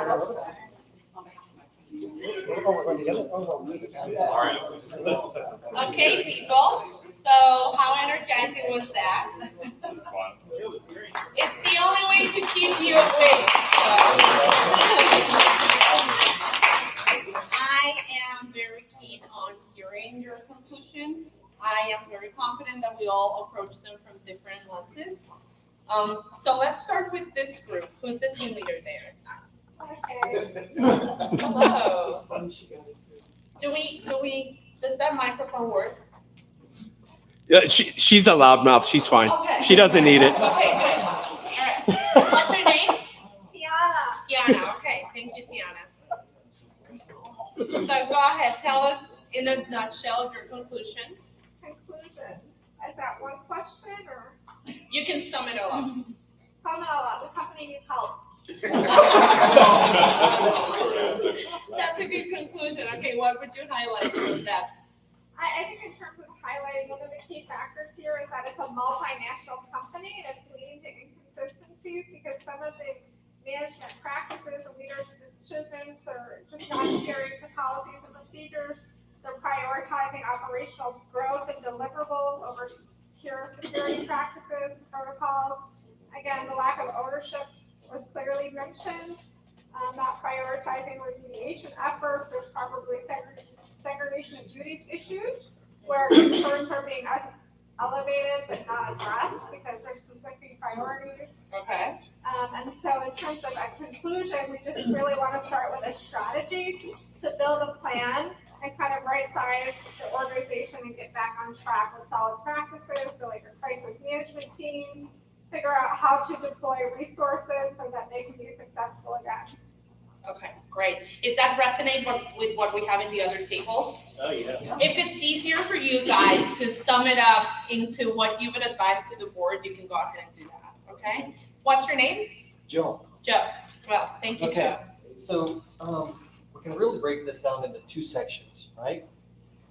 You start with governance, that's pretty easy part, right? There's clearly a lack of enterprise standards and process here, right?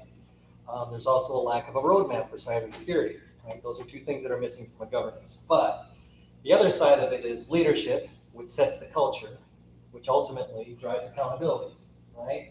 So from a leadership, maybe a lack of transparency and communication across the enterprise, right?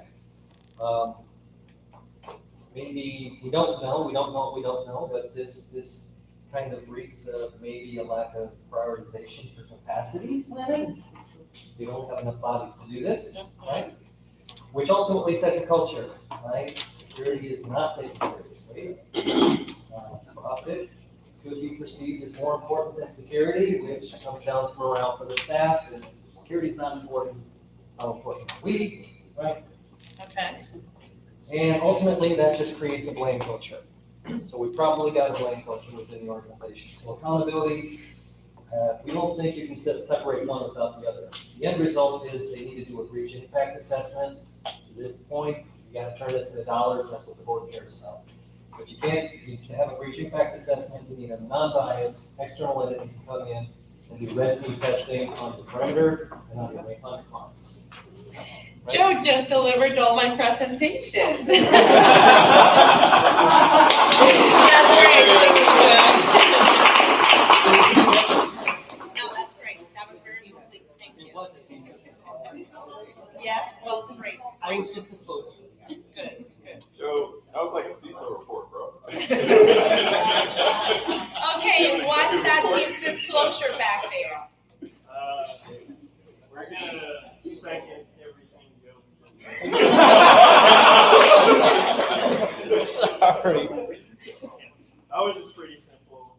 No, ours is concise. Okay, short and sweet, short and sweet. From a leadership standpoint, it seems to be a very strong lack of leadership support. It shows pretty much within the scenarios, inconsistent cybersecurity practices, increasing awareness of third parties. Yeah, there's a lot to kind of work through, and yes, the organization just is not right. From a governance, we noticed that there does not seem to be any form of a governance program. We feel that would pretty much help the organization to be able to build and enhance overview of their program oversight. From a culture, security is not a part of it. It does not seem to be a part of the priority. In a scenario, it kind of went through how, I remember somewhere in there it kind of stated how there few things are being ignored, et cetera, et cetera, et cetera. Okay. So, does not seem to be a priority. And from a accountability standpoint, we definitely would recommend a leadership governance board. Clearly, they do not have much of anything put into place, and that's then being stared over by leadership, which then goes down to the employees. So they will not take that seriously. Okay, that's great. I'll go back to the accountability point in a second. Okay, so my team back there, what's your standpoint? Again, I'm going a lot of what's been said already, but for the leadership and culture, security definitely seems to be an afterthought. It's not something that's a priority. They're prioritizing and profits over capabilities. But then when it comes to governance and accountability, there's definitely a vague or ineffective or improper scoping when it comes to the governance aspect there. And then going across the accountability as well as they don't have a framework in place. A proper framework to think about to apply to their posture. So if they implement that can help out. Great, thank you. Last but not least. So we prioritized ours into a multi-pronged faceted approach to the multinational company that has a multitude of problems. Only calling it as it is. Okay, so accountability, first from the highest ranking officer. Who is accountable? We have to start with that. Who is accountable? Once we find out who that is, what are the policies and procedures and how are they enforced? Do we need an external audit? Because I know personally from my personal experience, the name of our company would imply that all of our teams work together. It wasn't until there was a tabletop exercise where it was out plain as day. Nobody knew which end was up. And it was embarrassing for a lot of people. Anyway, okay, so we enforce those policies. On to 4. Governance, create those policies and risk assessments, like I said, maybe through a third-party accounting firm. 4, culture.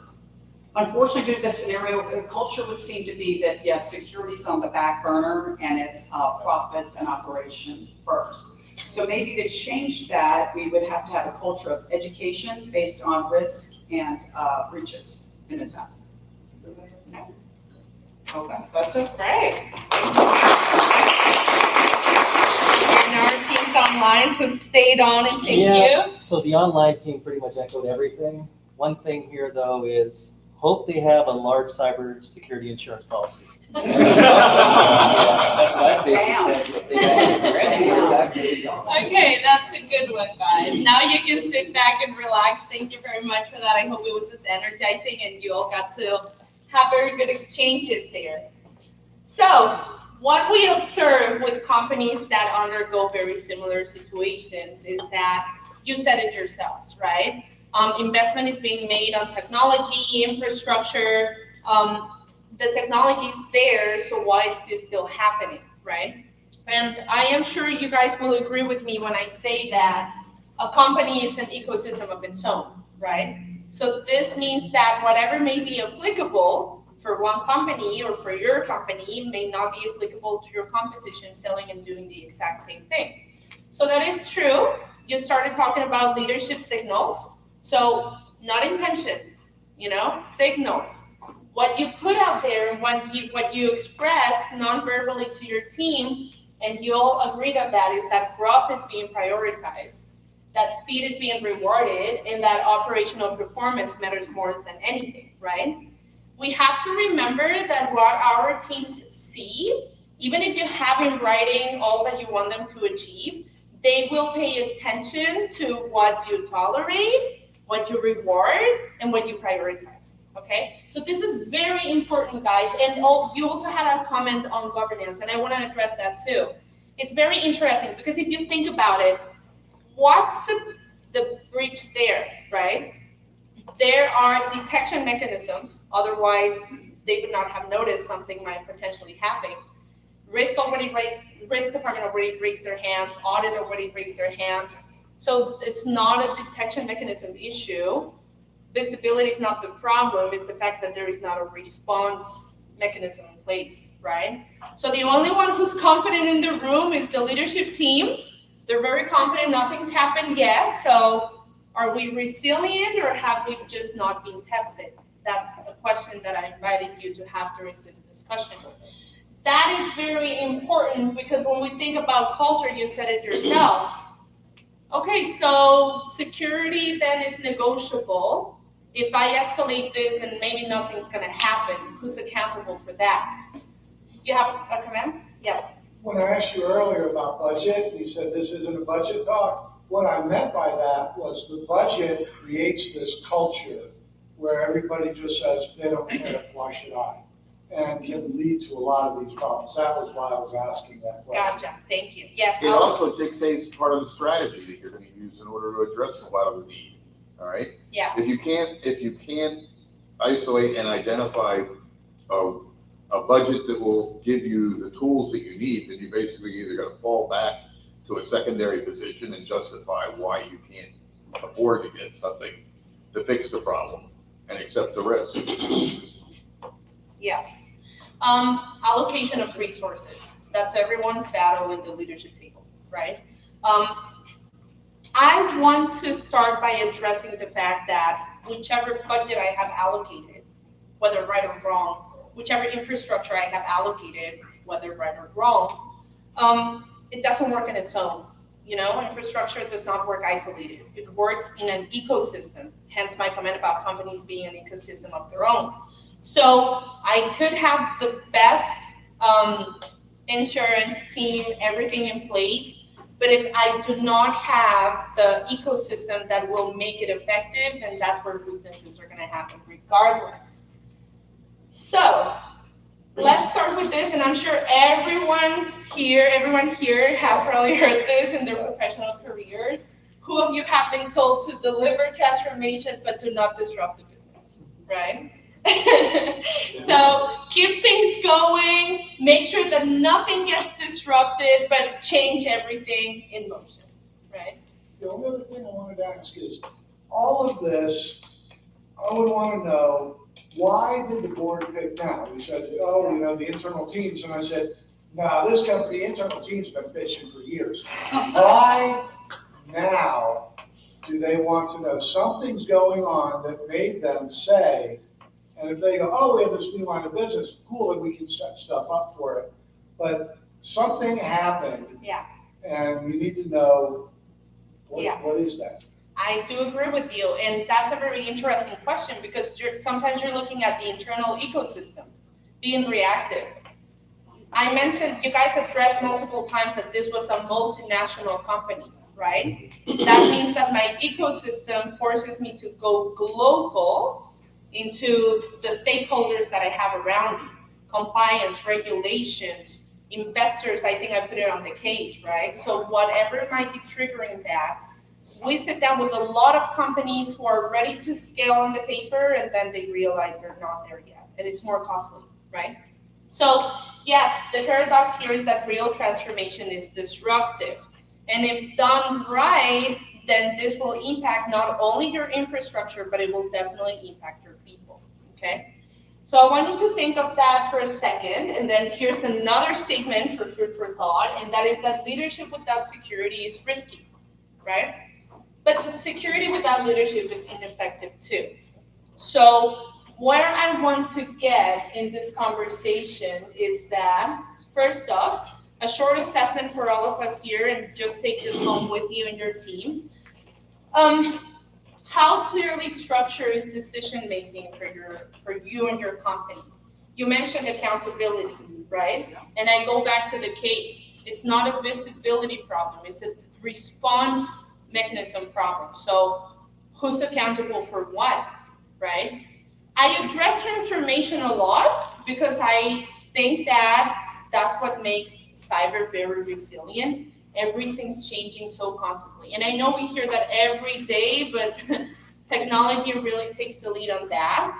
So when something changes, who's accountable for what? I don't know about you guys, you see your employees not doing anything about things. The truth is they don't want to be the first ones to fail, you know? They don't want to be put on the spot. So that's something to think about. Secondly, do you have a modern governance model that supports execution? Don't only think, and that's another problem, don't only think short term, think long term. So scalability.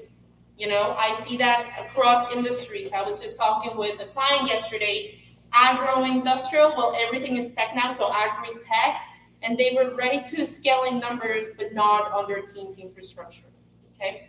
So that's very important to think about too. And lastly, and you said it, a couple of you guys said it, are you getting external leadership perspective? You don't want bias sitting at your leadership table, right? Now, I think that just like you guys, when I sit down with a potential client and I start addressing advisory, they see me as a nice to have. And I'm sure that also happens to you as well, right? Sorry, you said they see you as a. Nice to have. Oh, Nice to have, yes. Okay. They see it as a nice to have, right? Until something actually happens. Yes, it's very important that you have someone from the outside for several reasons. I'm not here to convince you guys on that, but first and foremost, you need that 360 assessment. You need a partner who actually understands best practices from the industry as well. And most importantly, you need someone who understands all of the areas of your company. Why? Because I can understand why clients are afraid to bring an external advisor. If it's not the right person, they pull a thread, everything falls apart on the other side, you know? So it's understandable, but it's needed, it's done right. You have a comment? Yeah, I heard what you said and I second that.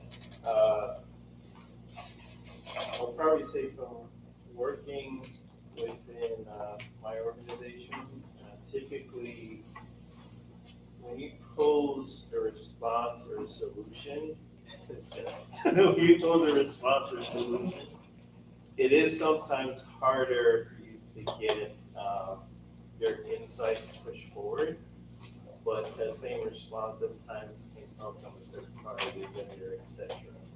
And once they put ideas to paper and they put dollar signs next to it and they put once they start putting a lot of those key ideas into into that concept, that then pushes leadership to actually see Yeah. what's most important. Fortunately or unfortunately, yes. I think you were next. Yes. Just the way I would like everyone to change their thinking. It's not the company not wanting to do something. Everyone in this room, it's your job to get them to understand the risk to be able to open up that wallet. If they're not doing it, you failed. You need to try harder and you need to explain better. Find to understand how they listen well and explain it that way. Yes. I very much agree. Thank you. And I love that this is a live conversation. This is a pulse check mutually. I'll get there. And we're going to talk about engagement in a moment. So I do agree. You figure out the why. Why is it important? Yes, yes. So Yes, I don't, It wasn't last month. Joe. I don't want to steal your thunder here, right? You're living in my head. This is the world. I'm on the business side of security, right? To bring home everything that you're kind of saying, it's the best 3 slides. So when I took over my line of business, which is healthcare delivery, the C-level gave me 5 priorities in our first meeting. And I'm just going to talk about the first 3. Okay. First one, security first, security always. Second one, help me understand the threats against the industry and more importantly against my line of business specifically. Right? Thirdly, help me balance all of these security requirements against our product delivery so that the business can do the business of what it needs to do, right? But in that, he basically said, Joe, I need you to help me quiet the noise and reduce the friction here. And I think that's exactly what you're talking about. Yeah. Right? I do agree. All of that from an infrastructure perspective, you guys know how to do perfectly. But I think Efrain just left the room. How do you keep your people engaged? Are they, like, the buy-in is actually there from your team? That's your first pulse check, you know? Go ahead. I actually think it's a mix of external and internal, when you have the ability to have external. For example, as an external person myself, yes, it is a lot easier for me to do something, right? I don't have any political stake here, right? You can get mad at me if you want, no problem. I have no benefits here to lose, right? That's fine. But, and it will be taken, right? People will listen to me. However, what I have learned is once people start to rally around that idea, whatever we want to implement, it actually does need to go back to the internal person. Yeah. And that's when then I support them, and it really is their baby. It's not mine, right? And I think that if the external is making it their thing, yeah, it's not. Yeah. I 100% agree. And going back to your command, if an external advisor is doing things right, he's a facilitator for that internal voice. So you always have to go back there. Very interesting, thank you. So, talking about engagement, right? My first question is, are your teams actually bought in? Whatever you are implementing, you talked about the whys here, and you're very right. I'm sure you guys will also agree, and if I want to throw this question, what does resistance actually look in your workplace? Sometimes it does not look like outright defiance. It's not people yelling out loud that they're not going to do things, you know? It's actually more quiet than that, and it's actually more hurtful. It can hide in plain sight. So a few signals that you guys will probably relate with your team's management. Delayed decisions. Why is this being delayed? Is it that nobody wants to take the lead on that and actually make the decision, or is it that it cannot be made for any other thing? There's people behind that. I go back to that element. Disengagement or withdrawal. Who here has had people on their teams who are not doing anything wrong, but they're also not actively participating? Yeah. What I get asked for the most when we start a new recruiting process is, I want people that are not only performing, they're thriving, right? That's what everyone wants. So my question is, where's the disconnect? You know, what's happening? Go ahead. Yeah. Well, I was just going to say, it's all about buy-in. Yes. And a question I get a lot, does my ED know about this? So what that tells me is they're not getting that direction. Look, if you have leadership buy-in, you're going to get buy-in across the board. Period, end of story. Yes. If you don't have buy-in at the top, you're fighting the current. You're just, they want to do the right thing, but they got their day jobs and all of this stuff. If you want to prioritize something, do something. Does my executive director know about this? Haven't heard anything, right? So it starts at the top. Agree. But then make sure that everyone understands the whys, I go back to the leadership signals here, not intentions. Again, what's on paper, if you share something with your team, but then they start realizing, and that's what actually blends and shapes the culture. If they start noticing what you reward, what you prioritize, then they're naturally going to go there. Teams don't go by policies, they go by priorities. And you're the one who sets the tone and sets the ecosystem priorities. Ephraim? And what I've seen in the past is when you have like a bunch of silos, people's pride is in the way as well. So what I ended up doing was I had to realize that I'm in an advisory role. So what I do is I go in and I try to get the correct stakeholder and get them to think of things and make it become their idea for a solution that I need. So that way they're the ones that's now championing that solution because they came up with it. But I had to do it that way. He just stole another one of my slides. I love that. I've been through all this with this company now. No, I'm joking. This is what I want to create. So thank you, and that's very important. Absolutely. I'll get ahead of myself a little here, but change is not as important, whatever that is that you're leading, as how much it actually stays afterwards. So it all starts with buy-in and engagement. So yes, then you have to think about equipping. And first off, for engagement to occur, of course, you need to understand where you're standing. From an infrastructure side, from your team's spirit, the culture, everything matters here, okay? Now, when we talk about equipping, I was just asking you guys, so where's the disconnect? What's happening?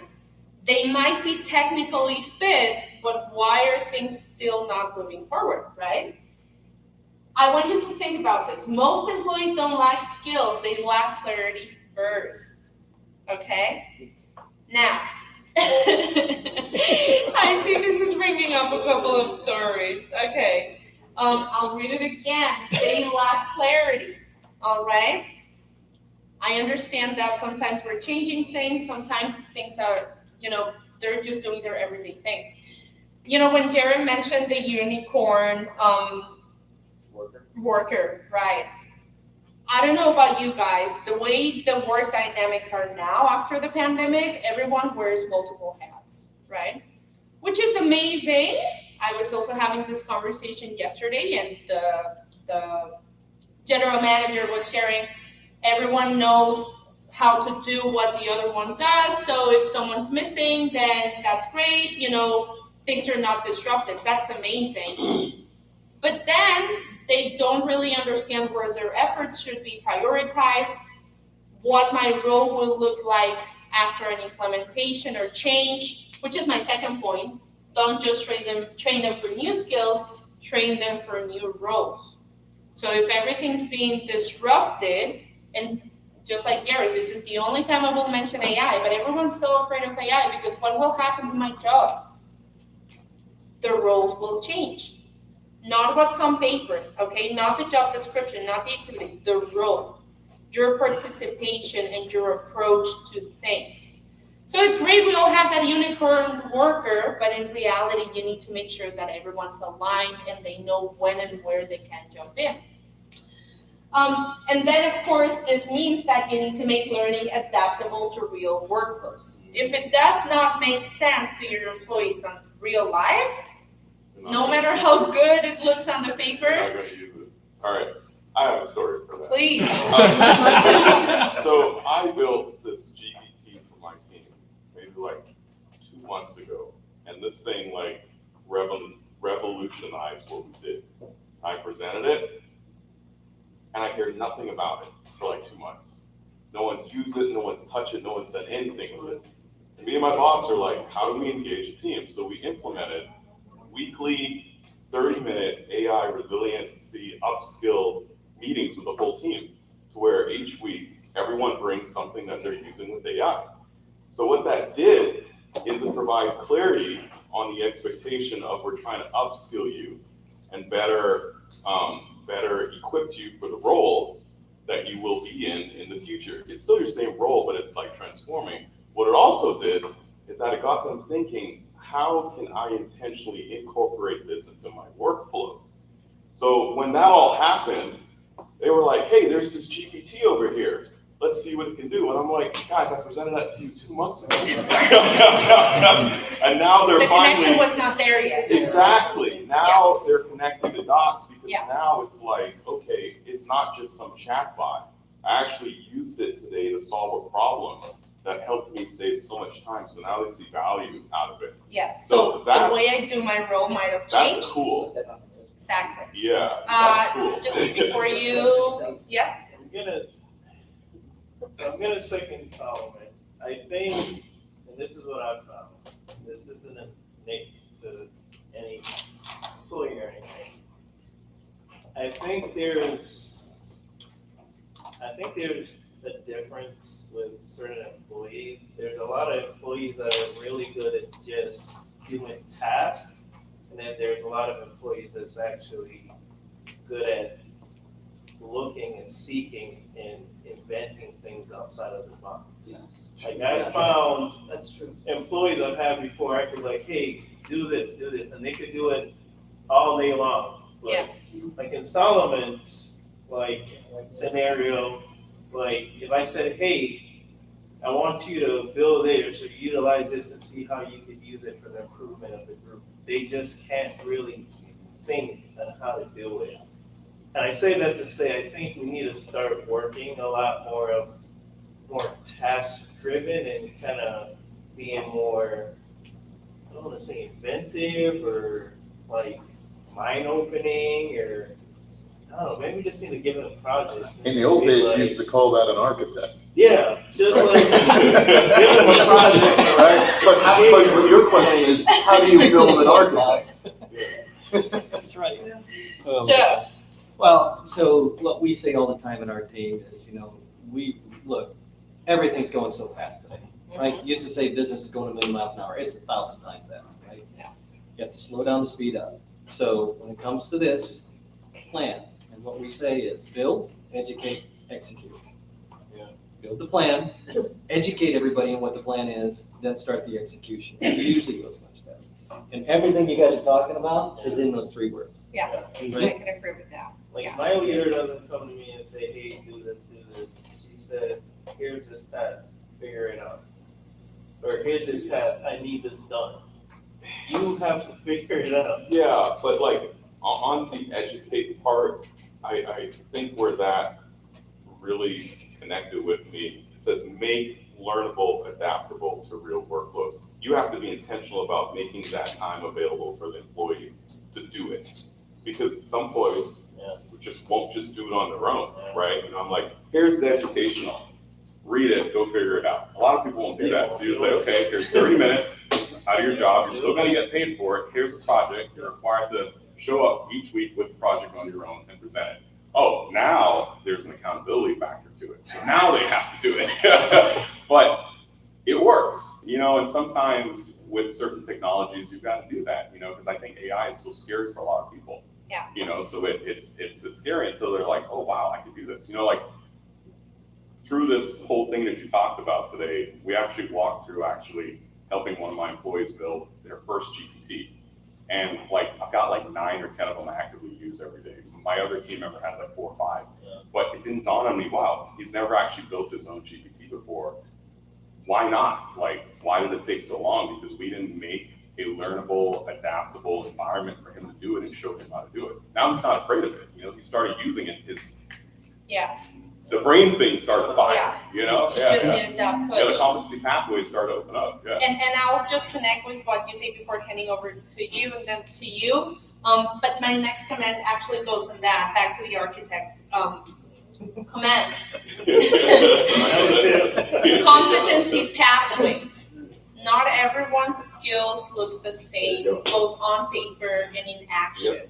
So when I do my interviews, I don't do them from a, tell me what you've done kind of approach. It's a competency framework. So what competencies this person needs to have, or what are you setting the foundation for, so they have room and they have space to, deliver their jobs from different approaches. So I just want to add to that. I'm sorry, I'm saying. No, please. This is not a I'm just disavow. putting it all out, but like, that's for me how I feel about. Maybe we can have a second part. Yeah. How I feel Wait, this is about- good. No, go ahead. How I feel about like school and certifications. Like, I don't look at school and certifications as like a all be all. I look at it as, okay, well, you took the time out, you learned, you actually spend out time, and this allows me to now see like, okay, you're capable of learning, you're capable of dedicating time, you're capable of doing this. Yeah. And a lot of times, that's what I kind of see. A lot of people, they just don't know how to learn, teach themselves, apply it. If something comes out, like, don't come and say, hey, how do I do this? Like, go on YouTube, read about it. Do this. That's a leadership signal. Welcome to leadership. Yeah. That's a leadership signal. You're right? We're talking about how to get the rank and file to use AI. What I'm running into is my C-levels that I'm dealing with don't understand it. They're scared to death of it. I'm looking at it and going, you think you can survive without learning AI by doing business as usual, but your attack surface is getting hit by ever increasingly more sophisticated things. But to me, it's not getting the rank and file to learn how to use AI. It's getting the C-levels to understand it's real. It's like a thing. Yeah. This is important to learn. Which It exists. is real funny because they're scared. In my company, I can't stop them from downloading every model. I put AI governance in place. I put AI governance in place. I gave them a list. This is what you need to use.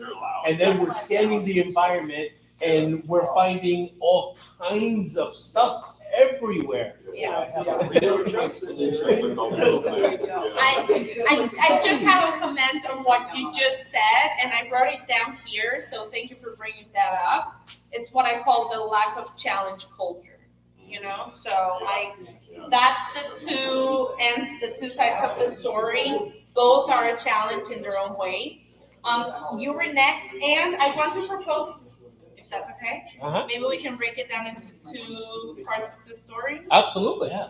Okay, because I still have a lot of slides to keep. No, but this is the kind of discussion. Yeah, great. Like, I'm a good advisor facilitate, so that's the point. Yeah. Kind of scaled off a little bit, but going back to actually, implementing a program, GRC, onboarding. What I've recently found in the last 2 years, and in the last year, it's become mandatory for anything I roll out, is an internal wiki page, what I call a hub. So any new program, any new process, it has its own exclusive hub. It has to be created and approved by leadership, AED, before the meeting's even, the kickoff is even scheduled. I send that out before the meeting. I want that reviewed. I want questions. I want pushback and all of that at the meeting. Then we get everybody in the room. Now are there questions about this resource hub? Any questions? Now, after the kickoff, we hit them hard and we follow up. Oh, but it's all right here in the resource hub. Oh, I had a question. Oh, it's all right here in the resource hub. So having the old document, Google Doc, Word Doc, whatever that is, that's out. This PowerPoint, we shared it in the meeting. We sent the deck off. We did a follow-up meeting. Yay, we kicked it off.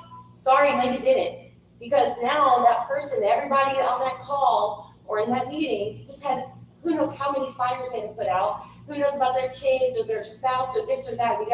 You gotta have a resource hub, and that has been critical. And I've been, it's amazing implementation success on all kinds of levels, not just with tools, but with processes, with security, all with just having an internal wiki page. I would love to learn more of that. That's very interesting. And I go back to this statement. Employees or anyone really, ourselves, we don't go by policies, we go by priorities. So who's setting the tone on what, right? People want to see things pretty. So I had to move from just tech into it's marketing. You're marketing a program. Yeah. You have a comment? Me? Well, in jest, guys, you can't take me to court on this, okay? Don't take me to HR. I can fix your problem real fast. You'll start believing once he gets deep fake. Oh, Wow. Just true. Don't do that. I didn't say that. No, the problem is, right now, they're looking at us saying, you're our guys, you're protecting us, and I'm looking at them now going, I can't because of AI, and they're like, well, we're not doing AI, and I go, that's not what I'm talking about. People don't understand what AI is. Even before AI, there was AI. Yeah. Right? AI is advanced automation, key decision trees with endless amounts of resources that you throw at it. It's just expedited automation. It's always been around. Now it's just got a lot of power and data being really. Just because we're not adopting it, doesn't mean we can stop the bots from crawling. Right. I'll listen to the room. I had a CFO tell me last week, nothing scares sea levels more than an overexcited engineer. Okay, so we're over time. Do we want to keep going for a couple extra Or minutes? do you want to break it into 2 parts? I'm happy to. I'd rather break it into 2 parts and go Yeah, through it. okay. Yeah, you've got- Enough food for thought for today? Okay, good. So you just committed yourself. Okay. Happy to. Thank you, guys.